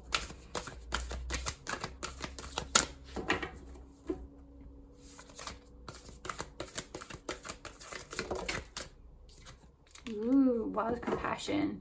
Ascended Master Buddha and Peridot. I don't know how to say that. Right, 32. I'm not going to read all of this, and I'm not going to go into the healing process because I only do that on my Patreon, but I'll pick out some bits to read. So, we bring you the blessing of wild compassion. What if a restriction now could prepare you to receive greater freedom in the not too distant future, and to be able to appreciate, enjoy, and fully receive that freedom? What if growing pains now would strengthen you to be ready to receive a life-changing opportunity headed your way?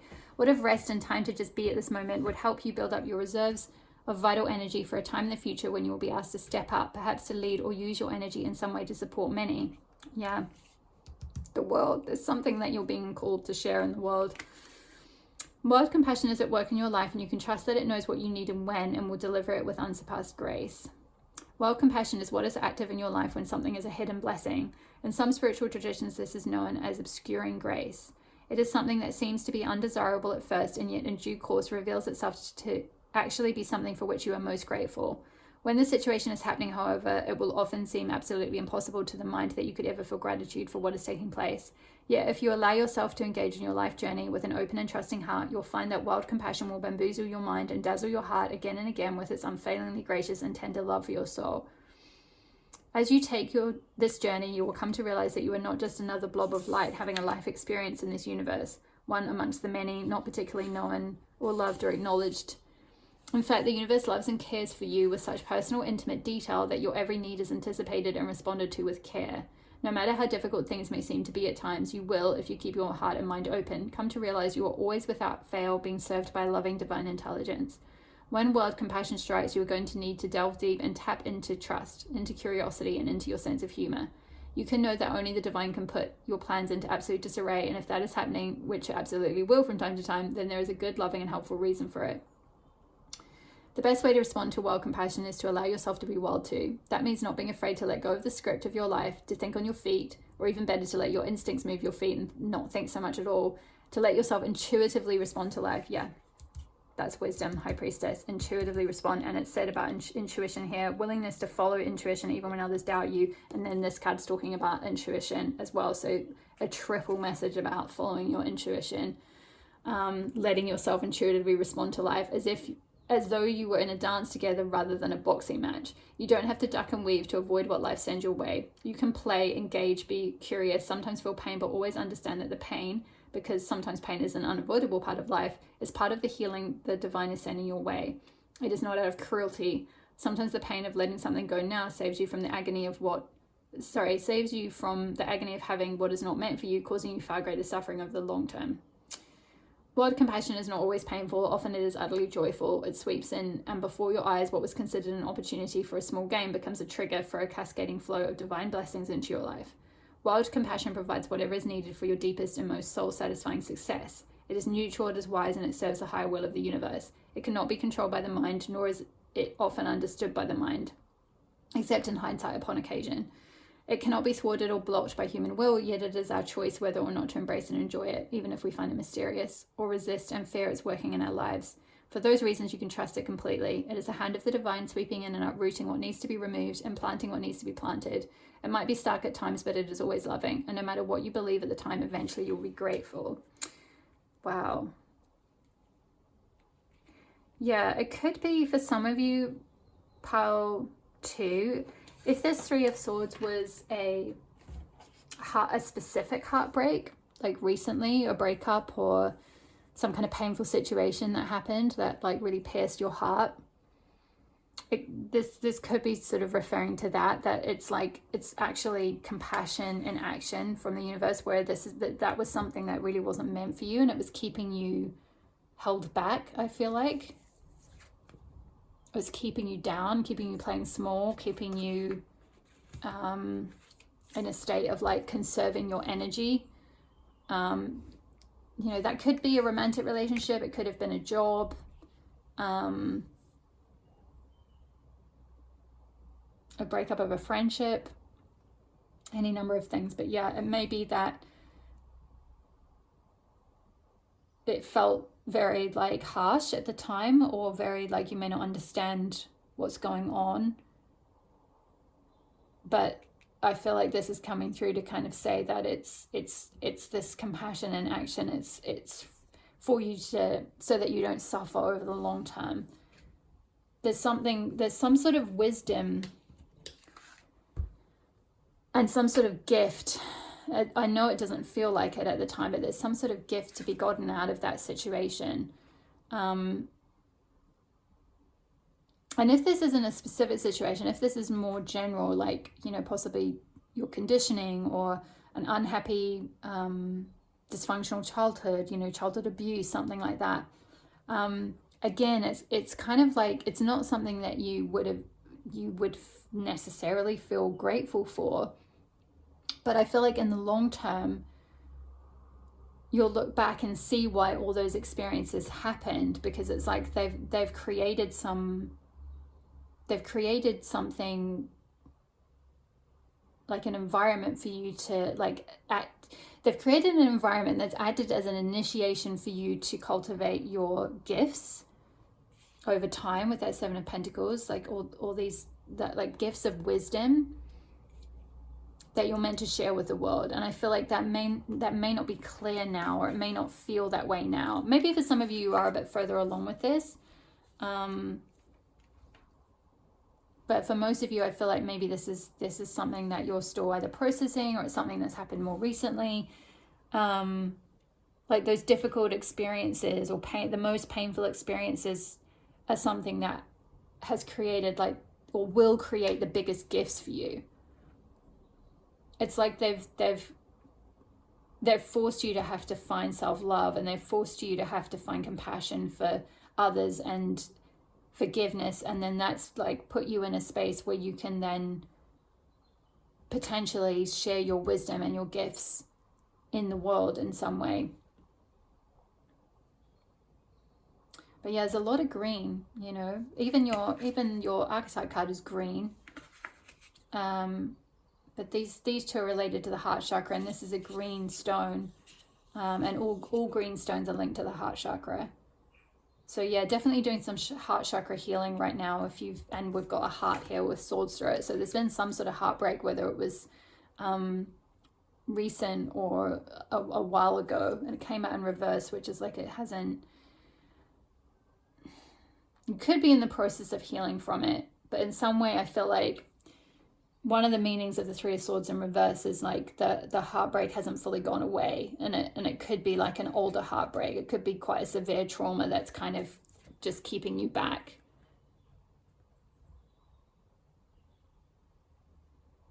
It's something that your brain is then projecting out into the world, like you're expecting everyone to be like that. You're expecting everyone to treat you the way that person did, or something like that maybe.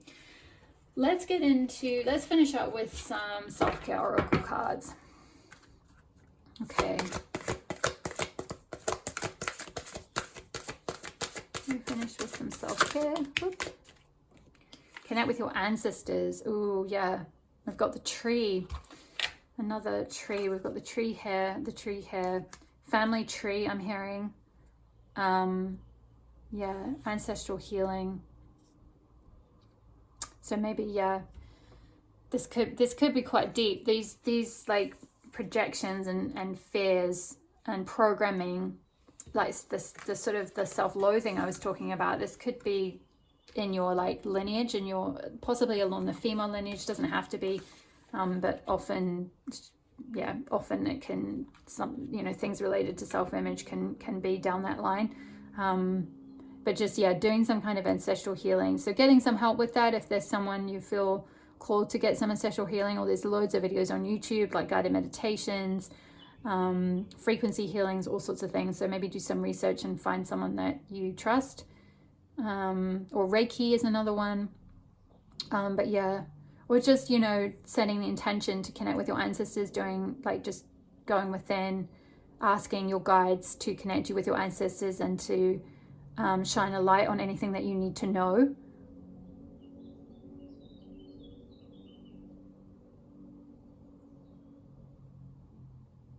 Yeah, because I'm just seeing the figure in the middle. She's got like the third eye on her brow, like an open third eye. So there's something that will come through your intuition like you may just receive a download about this. You may suddenly like just be able to see, like get some kind of download or get some kind of clarity, some kind of intuition, some sort of intuitive wisdom that will come through about like, oh, like this is why I have this block, or this is why that's holding me back, or this is why I have this programming. It's from like my mother or my grandmother, or like, you know, generations and generations back. It's been passed down, this kind of like, you know, these fears, these specific fears, or these specific attitudes, or these specific, you know, the reason I have this self-loathing or something, you know, particularly if it is like a cultural thing or a racial or ethnicity thing or something. It could be because, you know, there may have been like, you in your lineage, there could be like slavery or something like that. Or also like with the, you know, following your intuition, that could be something that like in your ancestral lineage that, you know, you might have had like a witch or something who was persecuted for following, you know, for sort of acting intuitively, for like guiding people or helping them. You know, most witches were herbalists or holistic healers. You know, they were the local kind of medicine woman, cunning woman, the healing woman, or men, you know. And so of course that went against the church. You know, again, it's coming back to this idea of like unconventional, intuitive, like a different way of being to what is the like conventional way. And there's some sort of wound there within you, some sort of block or wound that is like, I feel like it's maybe been holding you back from fully trusting your intuition in some way, because it could be that maybe someone in your ancestry was persecuted for using their intuitive gifts, their intuitive wisdom, sharing their wisdom. And so that's why you've got it in yourself now to hold it back, to hold back from the world, to conserve your wisdom, your gifts, your knowledge, your intuition, you know, to not follow it because others might, you know, you're fearing that others are going to doubt you, or they're going to attack you, they're going to stone you or something, you know. So there's some kind of ancestral healing or connection that needs to happen. Interesting. I did not expect this reading to be that deep. What other self-care can dance? Yeah. Freeing your energy, moving, dancing, putting some music on, you know, practicing self-love through just movement, really, through allowing your body to move and express the way it wants to express. That could be something I did pick up at the beginning when I was talking about this card and taking pleasure and kind of, you know, coming out in the world and sort of radiating and shining your light. I picked up an energy of someone who, you know, they're holding themselves back. Four of Pentacles, holding on, holding back. They're holding themselves back from like doing hobbies or certain activities that they might want to do. So maybe for some of you this is going dancing. Maybe you feel like, oh, I'm too big to go dancing, or I need to lose weight first, or I need to look a certain way, or like, you know, I'm not flexible enough, or, you know, I don't have the right clothes, or, you know, whatever it is. It's like there could be some sort of limiting belief that's keeping you from expressing yourself and moving the way you want and connecting with people. And I feel like Ocean is coming through to say, like, it's so important to like take pleasure in life and to do things that light you up and make you feel good. And like that will be a way that you'll be able to see your inner beauty, is by letting it go. Plan a vacation. Okay. Well, that could also, you know, that's also connected with the world, like getting out in the world. The world card can be linked with travel, global travel, can also be linked with the World Wide Web. But specifically in this context of planning a vacation, maybe for some of you, yeah, getting out of your hometown or your current place where you're living, like getting a change of perspective. And there's another figure here with the third eye wide open here on her face. So like, I feel like you'll be intuitively guided where to go. Maybe it is overseas with the plane, like it's somewhere where you have to fly to. But there could be somewhere that out in the world that will help you. Maybe it will help you do some ancestral clearing.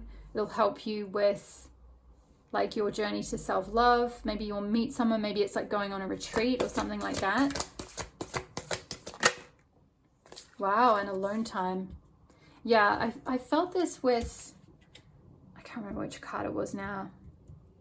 I think I was talking at some point about like projections from others, and also with this card about when others doubt you.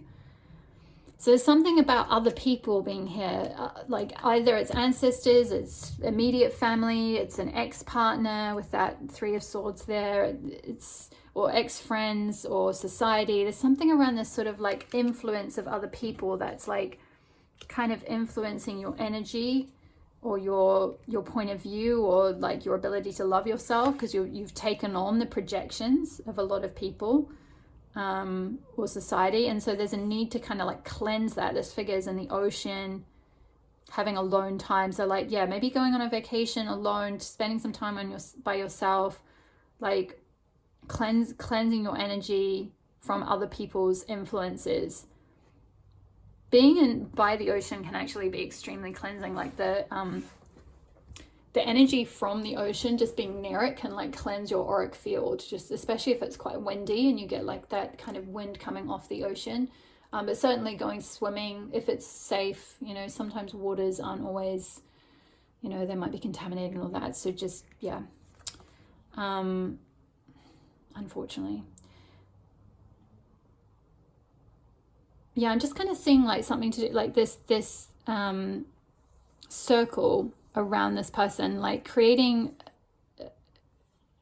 like clearing your energy and creating like a safe auric space for yourself to like be able to kind of practice this self-love and to like connect with who you truly are and connect with your intuitive wisdom. Because I feel like a lot of this self-loathing and fears and kind of like, I'm hearing fear and loathing in Las Vegas. I don't know why, that's random. Maybe some of you thinking of going on vacation there or something, or you live somewhere near there in the States. But yeah, it's like these fears and negativity and doubts and like sort of self-hatred, thoughts of self-hatred, or, you know, whether it's body image related or something else. It's like once you can sort of cleanse your energy and like create a sort of protective aura around yourself, you'll start to like be able to see the beauty in yourself again, because you won't be so influenced by this negative energy that you've absorbed, these negative thoughts, negative beliefs that have been planted in you. It's like you'll kind of cleanse those. You need to sort of cleanse those away, spend some time alone to like, yeah, really connect with who you really are. And again, like maybe for some of you, I picked up, I think I said a while back, something about like, you know, wearing a bathing costume, going swimming. Maybe that's something some of you have been like putting off because you don't feel comfortable in your swimming costume or something like that, or you don't feel comfortable dancing because of you have to wear clingy clothes or something. And it's like, no, like spirit really, ocean really wants you to like kind of let go of those limiting beliefs, of those fears, and go and really go for it. Go for like what you want to do. You know, I'm kind of seeing this like, if this is in the context of a recent breakup, this is kind of like glow up time. This is like you being like, right, okay, like that happened, it sucked, I'm gonna sort of eventually be able to see the gift in it. Like, you know, maybe it really wasn't meant to be, it would have created more suffering if we'd stayed together.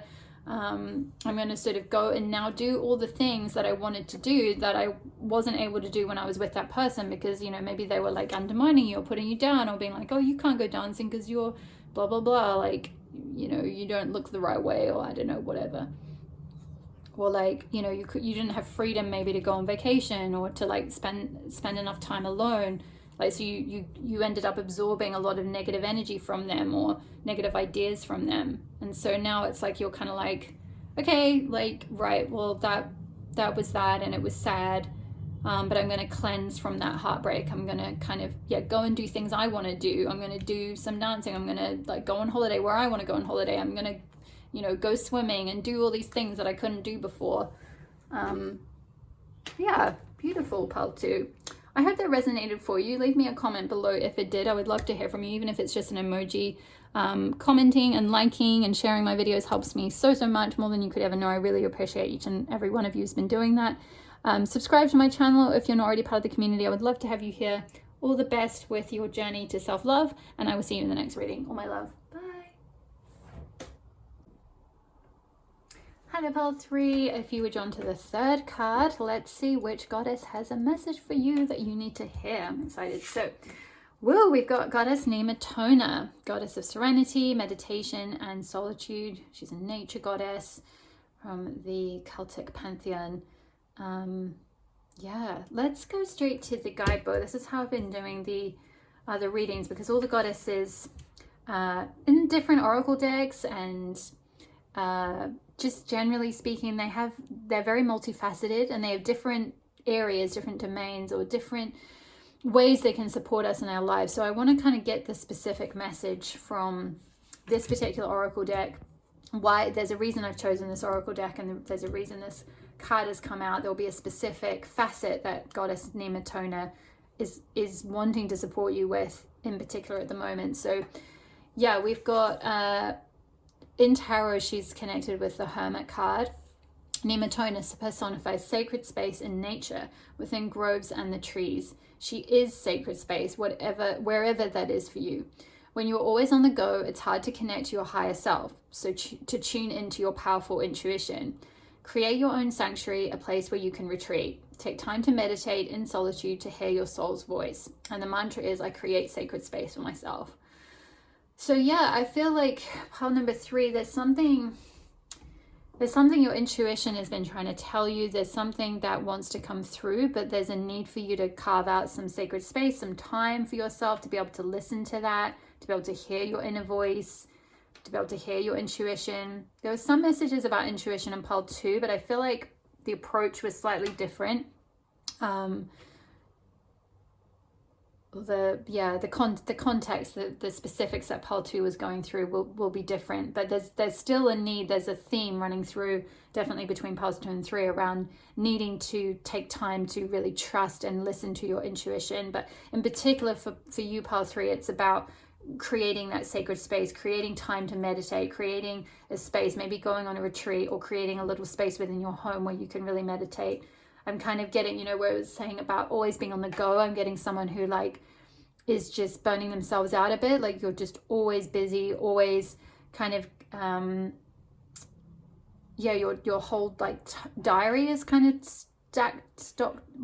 let's try that again. Your whole diary is stacked, it's just too much going on. So there's not enough time for yourself. There's not enough time to retreat, to have some solitude. Solitude is very important. That's coming through. Maybe you're a parent, a mother, or a caregiver, a parent, or you're always around other people or colleagues or something like that. It's you're always maybe giving to others, and your energy is maybe getting a bit depleted. So there's a real need to kind of carve out time, carve out space, carve out time to retreat where you can, even if it means you have to get up 10 minutes earlier in the morning, or carve out 10 minutes right at the end of the day for yourself, or on a lunch break or something like that, where you can especially go out into nature, because Nematona is a nature goddess. And nature can be a very powerful way to clear our energy, clear our aura, and receive downloads, receive wisdom, connect with our intuition, where we're not being put the phone down and kind of, not respond to requests from other people, and just take time to take time for yourself. It's funny, I just finished reading the book, the Bonnie Garmus book, Lessons in Chemistry, and for those of you that have read that book, there's a mantra that the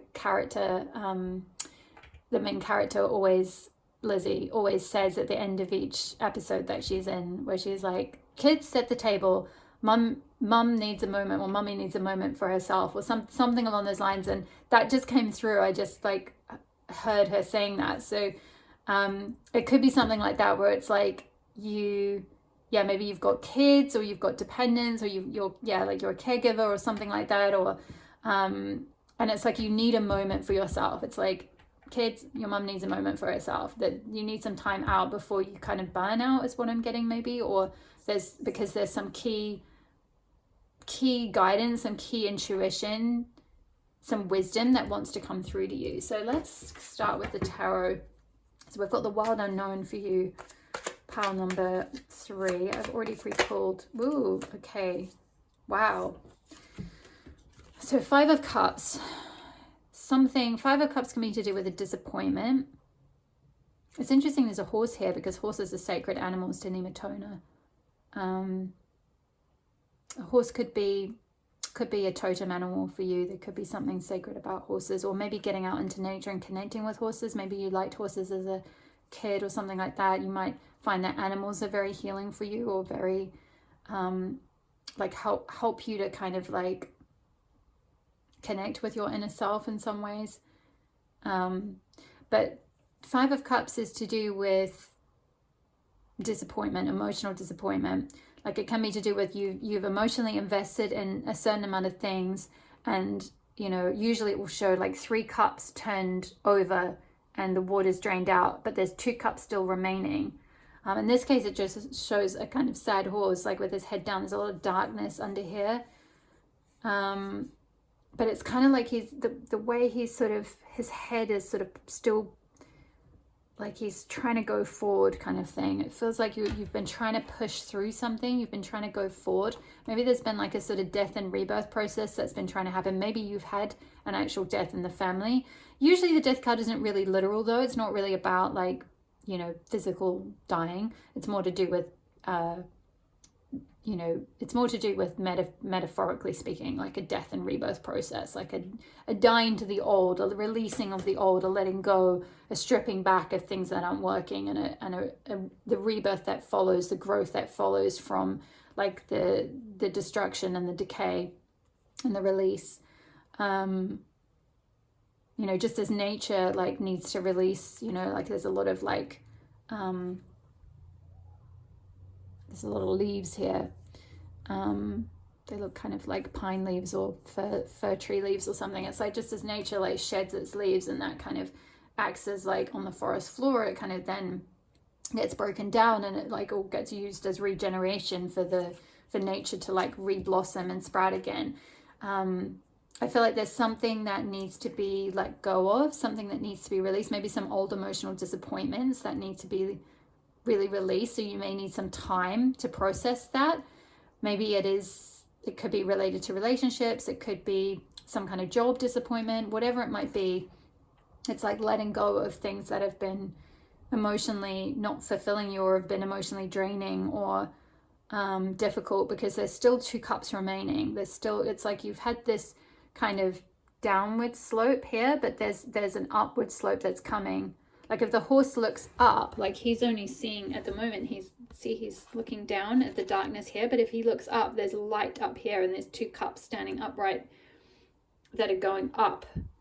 Like the trajectory is going to go upwards. So maybe it's like taking some time to retreat, because maybe there might be a bit of negativity, or feeling like, oh, nothing is going right and everything goes wrong and like nothing's going my way. But it's like if you took some time out to like connect in with yourself, to meditate, to get some answers, get some support from your spirit guides, you know, you would be able to like sort of release something, process something, let go of something, go through this sort of death and rebirth. What is this death card? Ooh, 10 of Pentacles in reverse. I feel like that wants to be in reverse. So this could be something financial. It could be related to work or a job, maybe disappointments related to something you've invested in. Yeah, some sort of work investment, some sort of project you've been invested in or focused on, or something that hasn't quite gone the way you thought. It hasn't maybe created the... Ooh, interesting. The candle just blew out. Okay, let me relight that. Okay, sorry about that, pile 3. So, but yeah, everything that happens in a reading is relevant. So I feel like there's something around burning out, something around like you put a lot of effort or investment into something, maybe a job, and maybe it didn't work out, or a project, or something that you thought maybe was going to bring you a certain income or a certain amount of stability and like a sort of legacy. Like maybe it was supposed to be kind of a permanent job, or supposed to be a project that was supposed to bring a lot of investment, or a lot of return on the investment, a lot of stability and security for you and your family, or something like that. And maybe it didn't. There was some sort of like it burnt out. There was some kind of ending, some sort of death to the project. It didn't work out the way you thought. It was disappointing. But I feel like there's something with it. You know, 5 of Cups is always about there's 2 cups remaining. It's just that the figure And the Five of Cups can't see that yet. They can't see what's to come. What other guidance do you have? Goddess and Matona for part 3. What is coming? Ooh, 3 of Wands. Yeah. This is like setting intentions, looking out at a beautiful, colorful future, like seeing that there is, you know, it's like connecting with a bigger vision, connecting with a beautiful, multifaceted vision in the future, and like setting those intentions. But I feel like maybe you haven't had a lot of time. You haven't like been able to carve out the solitude and time to sort of do the rituals to kind of like set those intentions and like put in place like a true vision for what you want in the future. So there's a need to kind of like, yeah, maybe do a vision board, or maybe do an intention setting ritual, or take some time out to like reconnect with yourself and your values and like, you know, your goals for the future again. Wow, 8 of Pentacles. Yeah, Pile 1 got 8 of Pentacles as well. Something that you're working on. A web that you'll weave. This could be the World Wide Web. This could be doing something online. Maybe some kind of something that you'll weave, a project that you'll weave online will bring you income, financial support. Or maybe this is also, this could be like different forms of income, different, like maybe having like sort of multiple income streams coming in, but not just, maybe you invested in kind of, say for example, this was like you were invested in a job and it was like a full-time permanent job, or supposed to be a full-time permanent job that was supposed to pay a certain amount, and you thought it was going to set you up kind of for life. It was going to give you the stability and security you needed ongoing. And then you got made redundant or something like that, or the company collapsed, there was a death, there was an ending, or physically maybe your health took a toll and you couldn't sustain doing that kind of job or something like that. It's like there's an opportunity for some new vision that is going to use your skills in some way, and it will bring you like multiple opportunities or multiple chances, like multiple streams of income, I'm hearing, rather than like being fully invested in kind of one thing, like just one corporate job or one job, you know, to sort of supply everything. This 10 of Pentacles, this sort of like ultimate foundation, this ultimate stability and security. It's like you're the center of that. You're the spider. You can weave that web, and you can create from that place. You can magnetize in the income from like different things that you're creating. Wow. Pile 3, what are you? I feel like the more time you can kind of carve out for yourself and connect with your inner guidance, there's something really strong that wants to come through. This is why I feel like it's interesting. Each pile has had a very strong message that's wanted to come through. And I feel like that's why I was guided to do this reading in this completely different way before, because all the piles are like different topics and different messages. And I don't normally do it this way. I normally do it sort of more like one goddess and one sort of theme, but they're all different, but they're all really strong. So there's like certain messages that people really need to hear. And there's a strong message coming through about there's a need to take some time out. There's a need to create some solitude. If you can like find a babysitter for your kids, or, you know, find someone else to kind of care for who you're caring for a day or a week or something like that. Maybe go on a retreat if that's possible for you, or like just carve out some time somewhere, because I feel like you'll get some downloads, you'll get some intuitive insight, you'll get a clearer vision of the future, of like what you can weave for yourself, what you can grow for yourself, what skills you can like put out in the world, you can share with the world.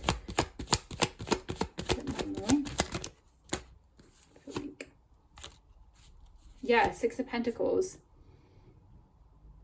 This is like, this is abundance. This is getting to a point where you have more than enough abundance to share with others. Or this could also be like, there's, you know, sometimes it can show like a benefactor, you know, sometimes it, like in the traditional right away, it shows a wealthy person or like an abundant person who's sharing, you know, the wealth on from one hand to someone who's perhaps poor, and then food or some gifts, some knowledge to like someone else. It's about sort of being so abundant that you're in a position to be able to share your gifts, share your talent, share your skills, share your wisdom, share your money, share your resources, share from a sort of full place. So either like something is coming through which is going to provide something for you. So there's going to be maybe some benefactors, some support, some kind of investor or like something like that, something that's going to come through and give you the support that you need. It can be, you know, pentacles can be specifically money. So it could be financial support, monetary support, donations or investments or something like that.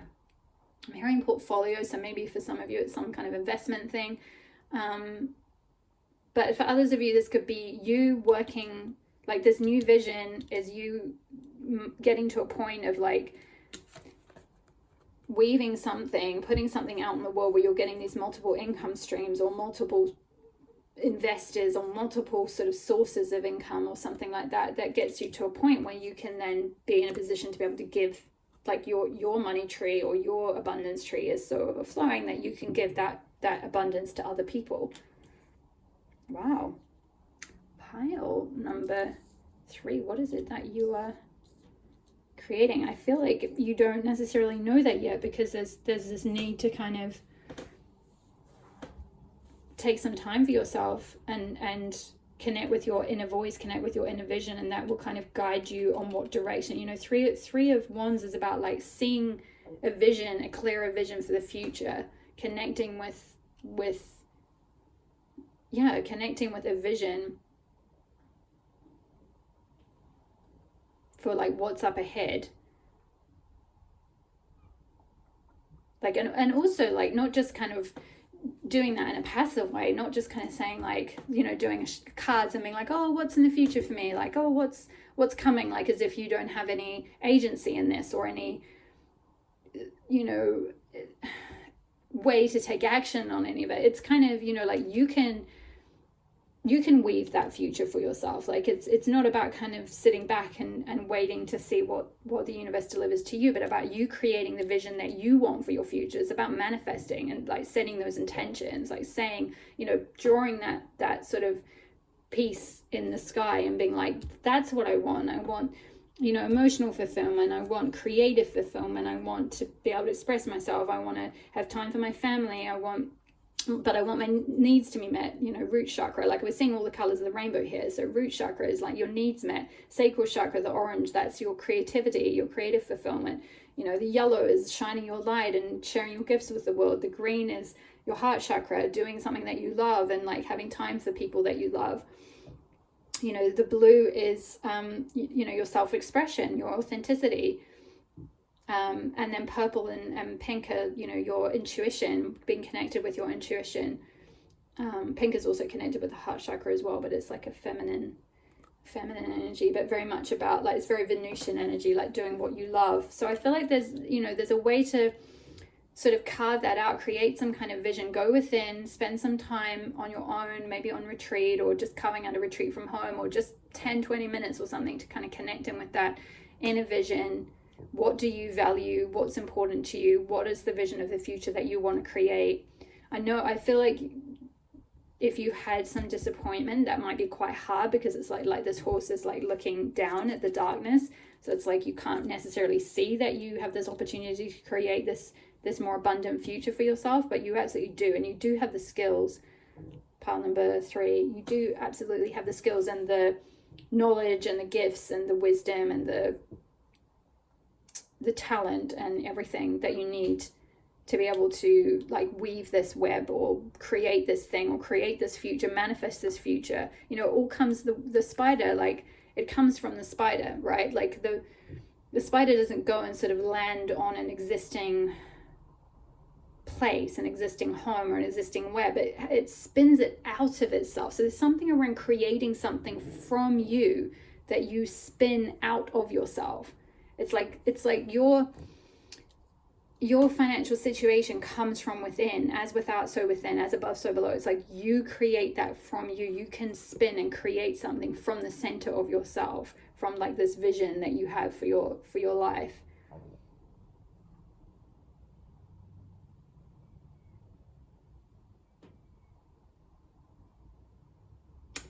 it's yeah, it's definitely giving me like multi-talented creative kind of energy. It's like, yeah, you could be creating some sort of future where you know, you've got lots of different maybe like passive income projects, or lots of different little pots on the stove that are, some of them are earning a bit of money here and there.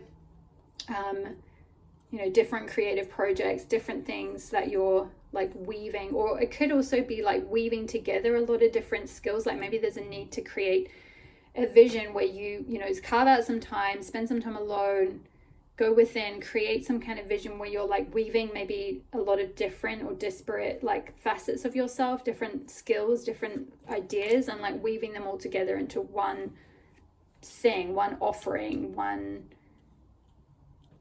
package, or like business or project, or like job or income stream for yourself, or something like that. It's like there's something around kind of creating it, you know, spiders, a creatrix is, it's like creating it from yourself.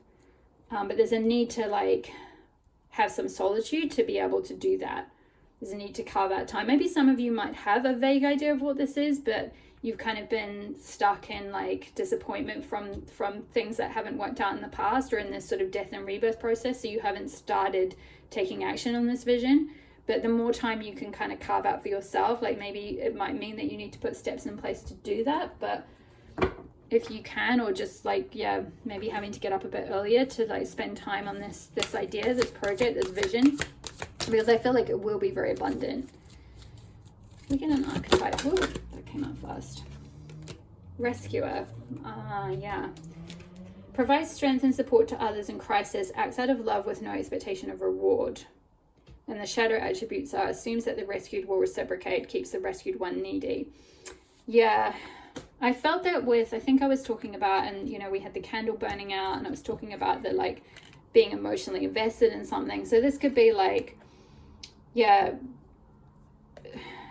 being in this sort of like getting to a point of kind of emotional burnout, because you've been supplying a lot of strength and support and sort of rescuing others, emotionally investing in others who maybe aren't really ready for it, or they don't like reciprocate ever, and it's all very one-sided and you don't really get anything back from it. And like, yeah, that's the Ten of Pentacles in reverse, right? It's like you don't end up getting any reciprocal support, or you know, you can't create any financial stability or security for yourself out of that. It's just like draining is kind of what I'm getting, like a kind of like it's just energy you're putting out that's not really being returned, which is the opposite to the kind of Six of Pentacles energy, which is all about sort of like balance and like reciprocity, and like, you know, sort of it's kind of like once you get to a point where, you know, your cup is full and your finances are full, then you give from that place. So yeah, I can see now these cards sort of this reflecting the need to kind of get to that point where you're only giving from a full place. You're only like providing strength and support from like a stable place. Like for example, say you are naturally very empathic and compassionate and gifted, and a lot of people come to you for emotional guidance and advice or something like that, and you sort of give and give and give and give and give until you end up like burning out, and you don't really get a lot back. Like you're not getting, none of these people are paying you, even though you're very talented and gifted. You may even be qualified in that area, but they're just sort of like draining on your energy. They're just kind of like coming and asking, and you're supplying in that sort of acting out of love with no expectation of reward. But in the end, it like gets to a point where like you burn out. You reach like, I'm hearing compassion fatigue or something like that, or you just like energetically burn out. And so there's a need to kind of recharge your energy, to kind of get out in nature, restore yourself, have some solitude, like create some healthy boundaries. You know, it's interesting with this Three of Wands, we've got this very boundaried like the vision for the future is like boundaried by these sticks that are like stitched together.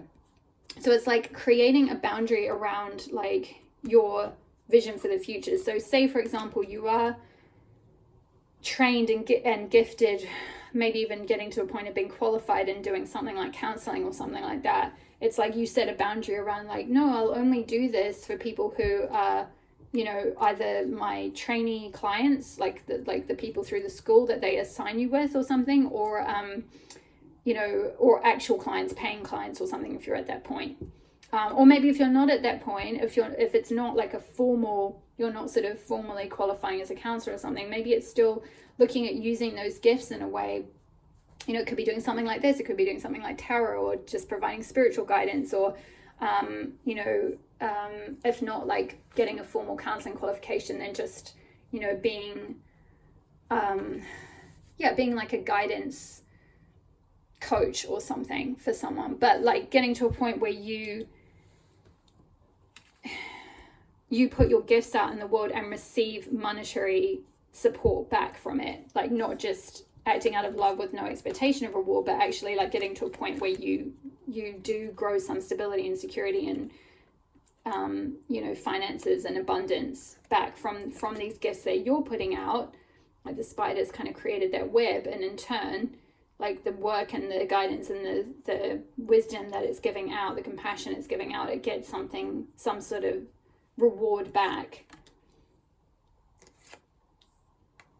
Interesting. Yeah, because there's something around like needing to balance your energy because you're burning out, kind of rescuing too many people. This could also be in romantic relationships, like the dynamic where you often end up kind of rescuing people, like in a codependent dynamic, like you want to rescue them. You kind of have this very compassionate energy and you want to help them and support them and heal them, particularly people with like severe mental health things or an addiction or something like that.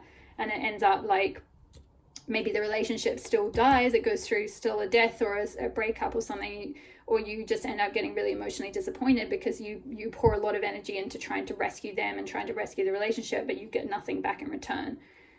And that stability and security that you were trying to create kind of ends up like not being being something that you emotionally invested in, but then doesn't actually return on that investment, doesn't actually give you that stability and security that you thought you would get from that person, because they're just not really ready. So maybe there could be, for some of you, that's quite specific, but for some of you, there could be a pattern of rescuing in relationships. And it's coming through from Nematoma about like spending some time in solitude, like really examining that pattern and like creating a better vision, you know, perhaps creating some intentions around the type of person you do want to connect with that is perhaps healthier and more, it's more reciprocal. They're more able to give you the stability and security that you want. Yeah, let's have a look at the Aboriginal chakra goddess. Oops. But for many of you, I feel like this is kind of related to possibly a job that you invested in, or you gave a lot of strength and support to others in crisis, like maybe through your work or through a project or something like that, and then got burnt out, it didn't work out, you didn't get the return on investment, or you didn't get the money that you should have, or like the company didn't invest back in you, and maybe you got made redundant, so you like had put a lot of energy into it and then just got kind of shafted in some way or something along those lines. So I understand, I've been there, it's horrible. But, you know, I wouldn't have started L's Tempo, I wouldn't have started my business if I had stayed in that corporate job that I was in, you know, 10 years ago.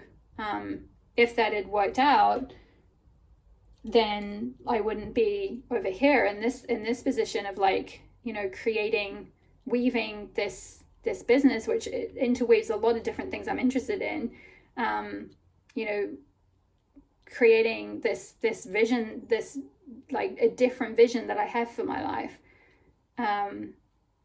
you know, where I'm working for myself, like it's just me in the middle of it. I'm not kind of pouring all my energy into someone else's company and trying to grow, you know, security and stability, or like give all my energy, all my creative energy to someone else or another company. Like it's coming out from me, and then I'm able to like, you know, magnetize clients and things in from that place.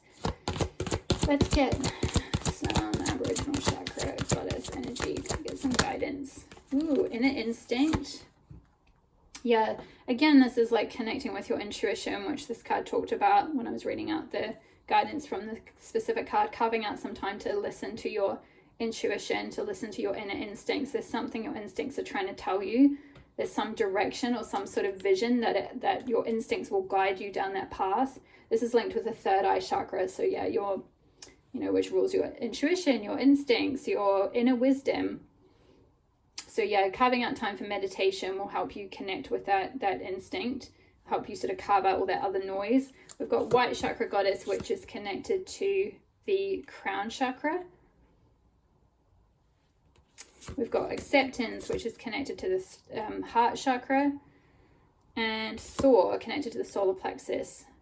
Interesting. I'm not going to read all of them, but maybe give me a second to look in the guidebook to see. Sometimes the messages from this book are very oddly, oops, I'm going the wrong direction, oddly specific. Excuse me. White chakra goddess.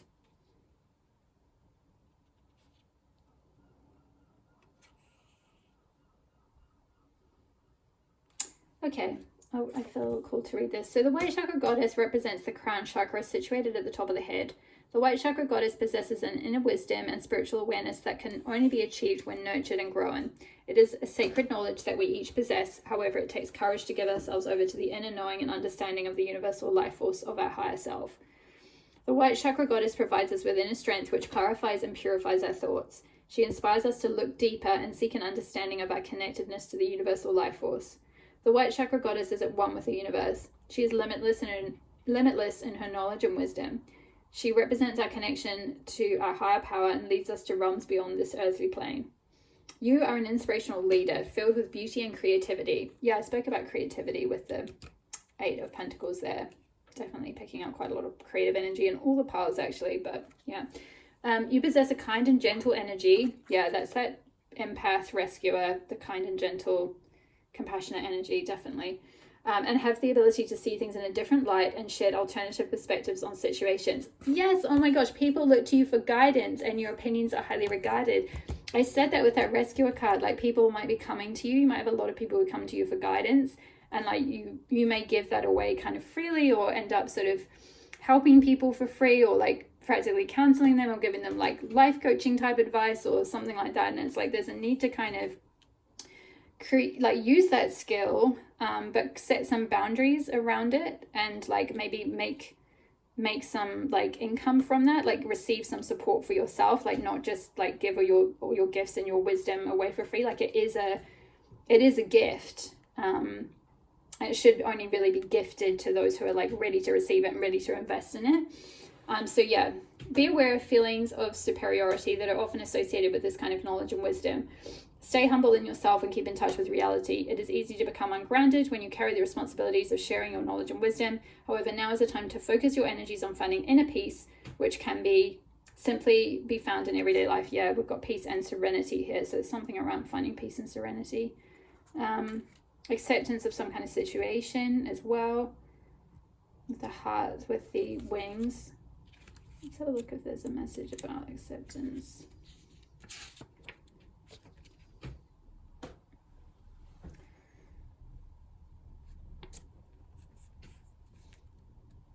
Yeah, I feel like this is linked to this. I'm going to move these over a bit. I feel like this acceptance message is linked to do with this like 5 of Cups, this disappointment situation. So acceptance is a humbling experience and a difficult emotion to nurture and develop. Acceptance means trusting that everything is exactly where it is supposed to be, and when life throws at you its best and worst, acceptance is trusting it is all part of our journey. Recognizing and finding the tolerance and understanding we need to get through such situations is truly the stuff that spiritual ascension is all about. It's finding the courage to explore the positive and negative aspects of the situation. Sometimes we feel that all is lost and the situation is too far gone to bring it back to where you want or need it to be. Just stop for a moment and reassess the situation. Is it really too far gone, or has it headed off on a different track which was not in your planning? You are so caught up in controlling the situation that you are missing the wonderful things happening around you as a result of this situation. Many good things have occurred either directly or indirectly due to the turmoil and confusion surrounding this event, which you perceive as losing control of. It is not yours to control. Acceptance is letting go. Yeah, that's that death energy, letting go of something.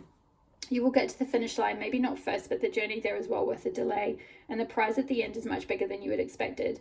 Let the universe do what she does best and allow her to create a wonderful ending to the situation. Oh, beautiful. Yeah, so I think that there has been some sort of disappointment or something that yeah, something difficult that you've gone through, and that you've maybe taken a negative perspective on, or something.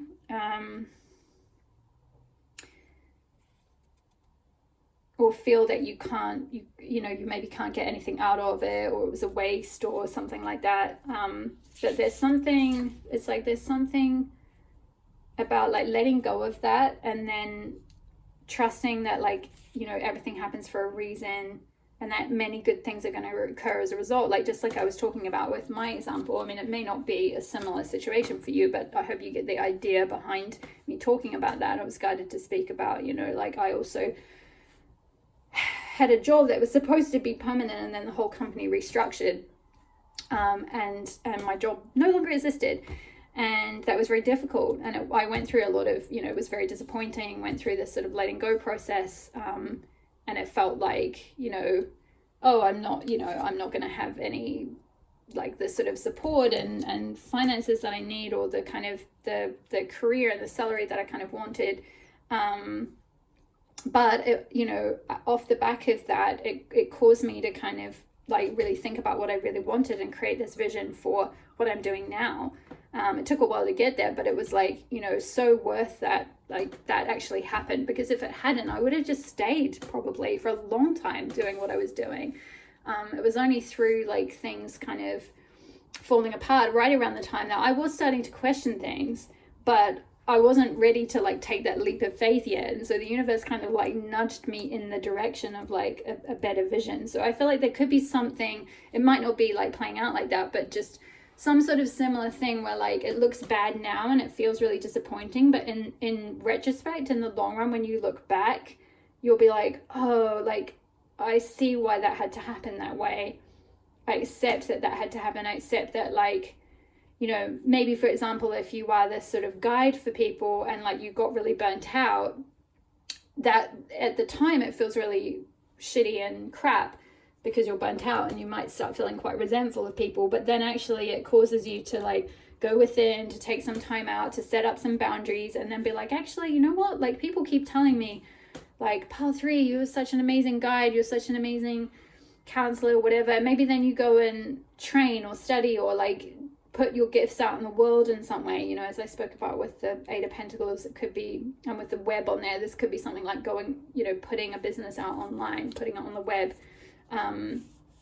you know, like sharing your gifts with others. As this white chakra goddess card talked about, like, you have a lot of wisdom and guidance, you know, from that you receive from, you know, the divine, that you can share with other people. And I don't feel that you're necessarily meant to just do that to a point where you just completely like burn out. You're meant to kind of receive support for that in some way. So maybe there's a need to, like, you know, formalize those skills, or like, you know, package them up in some way, or put them online in some way, or find, you know, monetize those gifts in some way, create a course, or, you know, set up an Etsy shop or something where you give sessions or something like that. You know, with Thor here, this is linked to the solar plexus chakra, which is all about like having the confidence and the drive to like shine your light and put your work out there, to take action on what you're feeling called to take action on, like really shine your inner sun. Yeah, so put your work, you know, you can see it's very like courageous energy, like, you know, sort of put your work out in the world. So I feel like there's some sort of gift that you're meant to kind of share and like bring this light to people. But there's a need to kind of carve out some time for yourself so you can listen to what your intuition and your instinct is telling you to do in this situation. Because I feel like at the moment you're maybe just in this disappointment energy, or sort of in the process of this kind of death and rebirth, like just releasing, but may not be able to really see what's coming for you, or what you can create for yourself off the back of this. I feel like this disappointing situation has happened for a reason. It's to like highlight something about your gifts. And it may not feel like it now, but it's like it was necessary to happen to get you to a point to kind of like listen to your own wisdom. And for your chakra card, we got Ascended Master, Lady Nada, and Rhoda Cross-Eyed with Sensitivity. Beautiful. Okay, let's read. I'm not going to read the healing process because I only do that in my Patreon readings, but I will read some of the guidance. They're quite long, so Where are we? 21.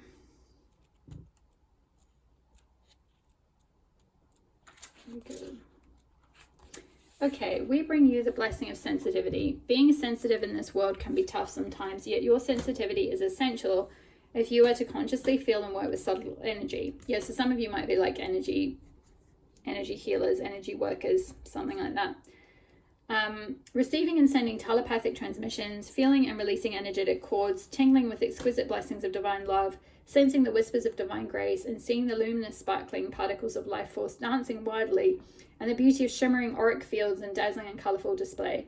To be given the gift of sensitivity to perceive the energetic worlds is like being invited to the most special and extraordinary exhibit of sacred art. You may have struggled with your sensitivity, found it difficult to bear during times of emotional suffering, yet you have a great gift and it will bring you so much joy. If you are learning to develop your sensitivity, we will help you so you can feel uplifted as you witness the energetic beauty of creation. The world of energy is very real. Its effect on all people, even those that cannot consciously perceive it, is also very real. As you consciously perceive subtle energy, you more skillfully manage how you are affected by the energy of the world around you, the energy of spirit, and how you use and project your energy in the world. There are those, such as you, who understand this and want to see, know, and perceive those energetic realities. The universe loves you and knows you do not want to be afraid to see the diverse and fascinating world of energy. To increase your ability to do this, you will need to grow your sensitivity.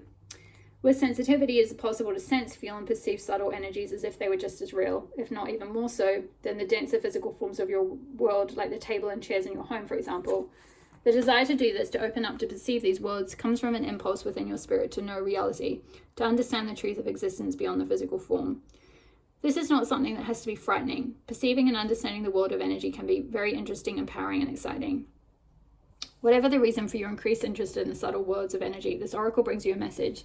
Even if you don't really feel an urge to know the worlds of energy at a conscious level, your spirit does. And so the message of this oracle is brought to you too. There is a loving energy reaching for you now. If your sensitivity is already well developed, you will be able to feel it as a sense of love in your heart. If not, know that this higher energy loves you and is sending you a message. It wishes to confirm that it has been seeking to connect with you for some time.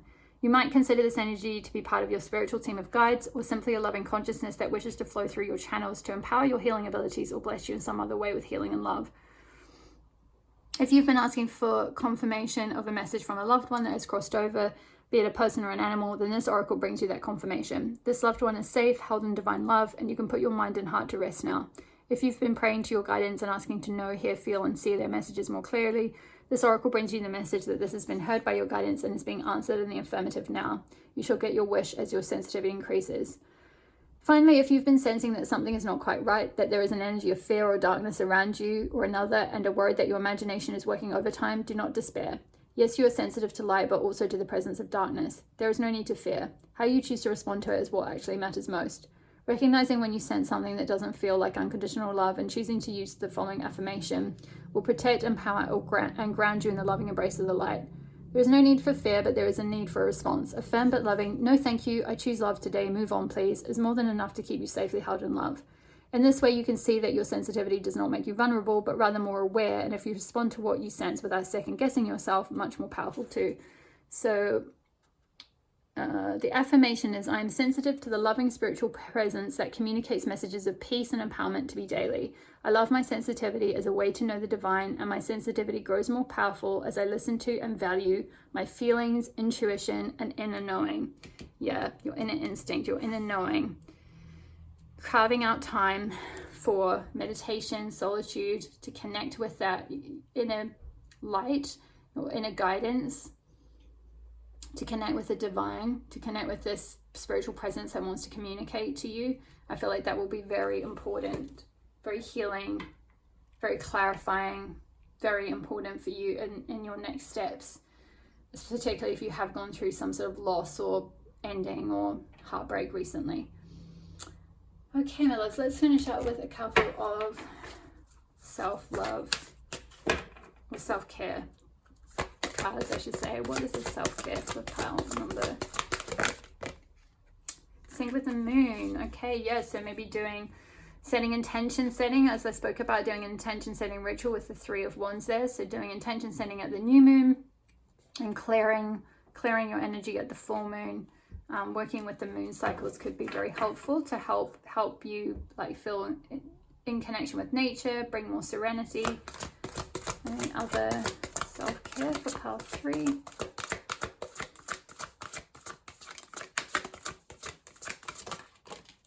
Sweet treat. Okay, yeah, so maybe taking, for some of you, if you like baking or cooking, taking some time out to connect with that hobby or activity, baking yourself something or taking time to have a sweet treat to connect with the sweetness in life. Maybe for some of you, you've been working really hard and not like sort of denying pleasure or time to have pleasure. Connect with the earth. Yeah, exactly. That's very Nematona energy. She is a earth goddess, nature goddess. So yeah, getting out in nature, connecting with the earth. We've got crystals on here as well. Connecting with trees, particularly woodlands. But yeah, connecting with the earth will help you connect with your intuition, carve out time to connect with your intuition, and also clear your auric energy field so you can receive the wisdom that you need. And we've got massage as well. So yeah, giving yourself a massage, or maybe booking in for a massage, that could also maybe clear some tension and stress as well. That might be like blocking your energy field too. So those are all the messages I have for you, pile number 3. I hope that resonated for you. Leave me a comment below if it did, if you feel comfortable sharing, or even just an emoji. It helps my channel so much. Hit the like button if you enjoyed the reading. Hit the subscribe button if you're not already part of my community. I would love to have you here. All the best with your next, with processing all of this, and with your next steps, your next project, your next path, and connecting with your intuition. And I will see you in the next reading. All my love.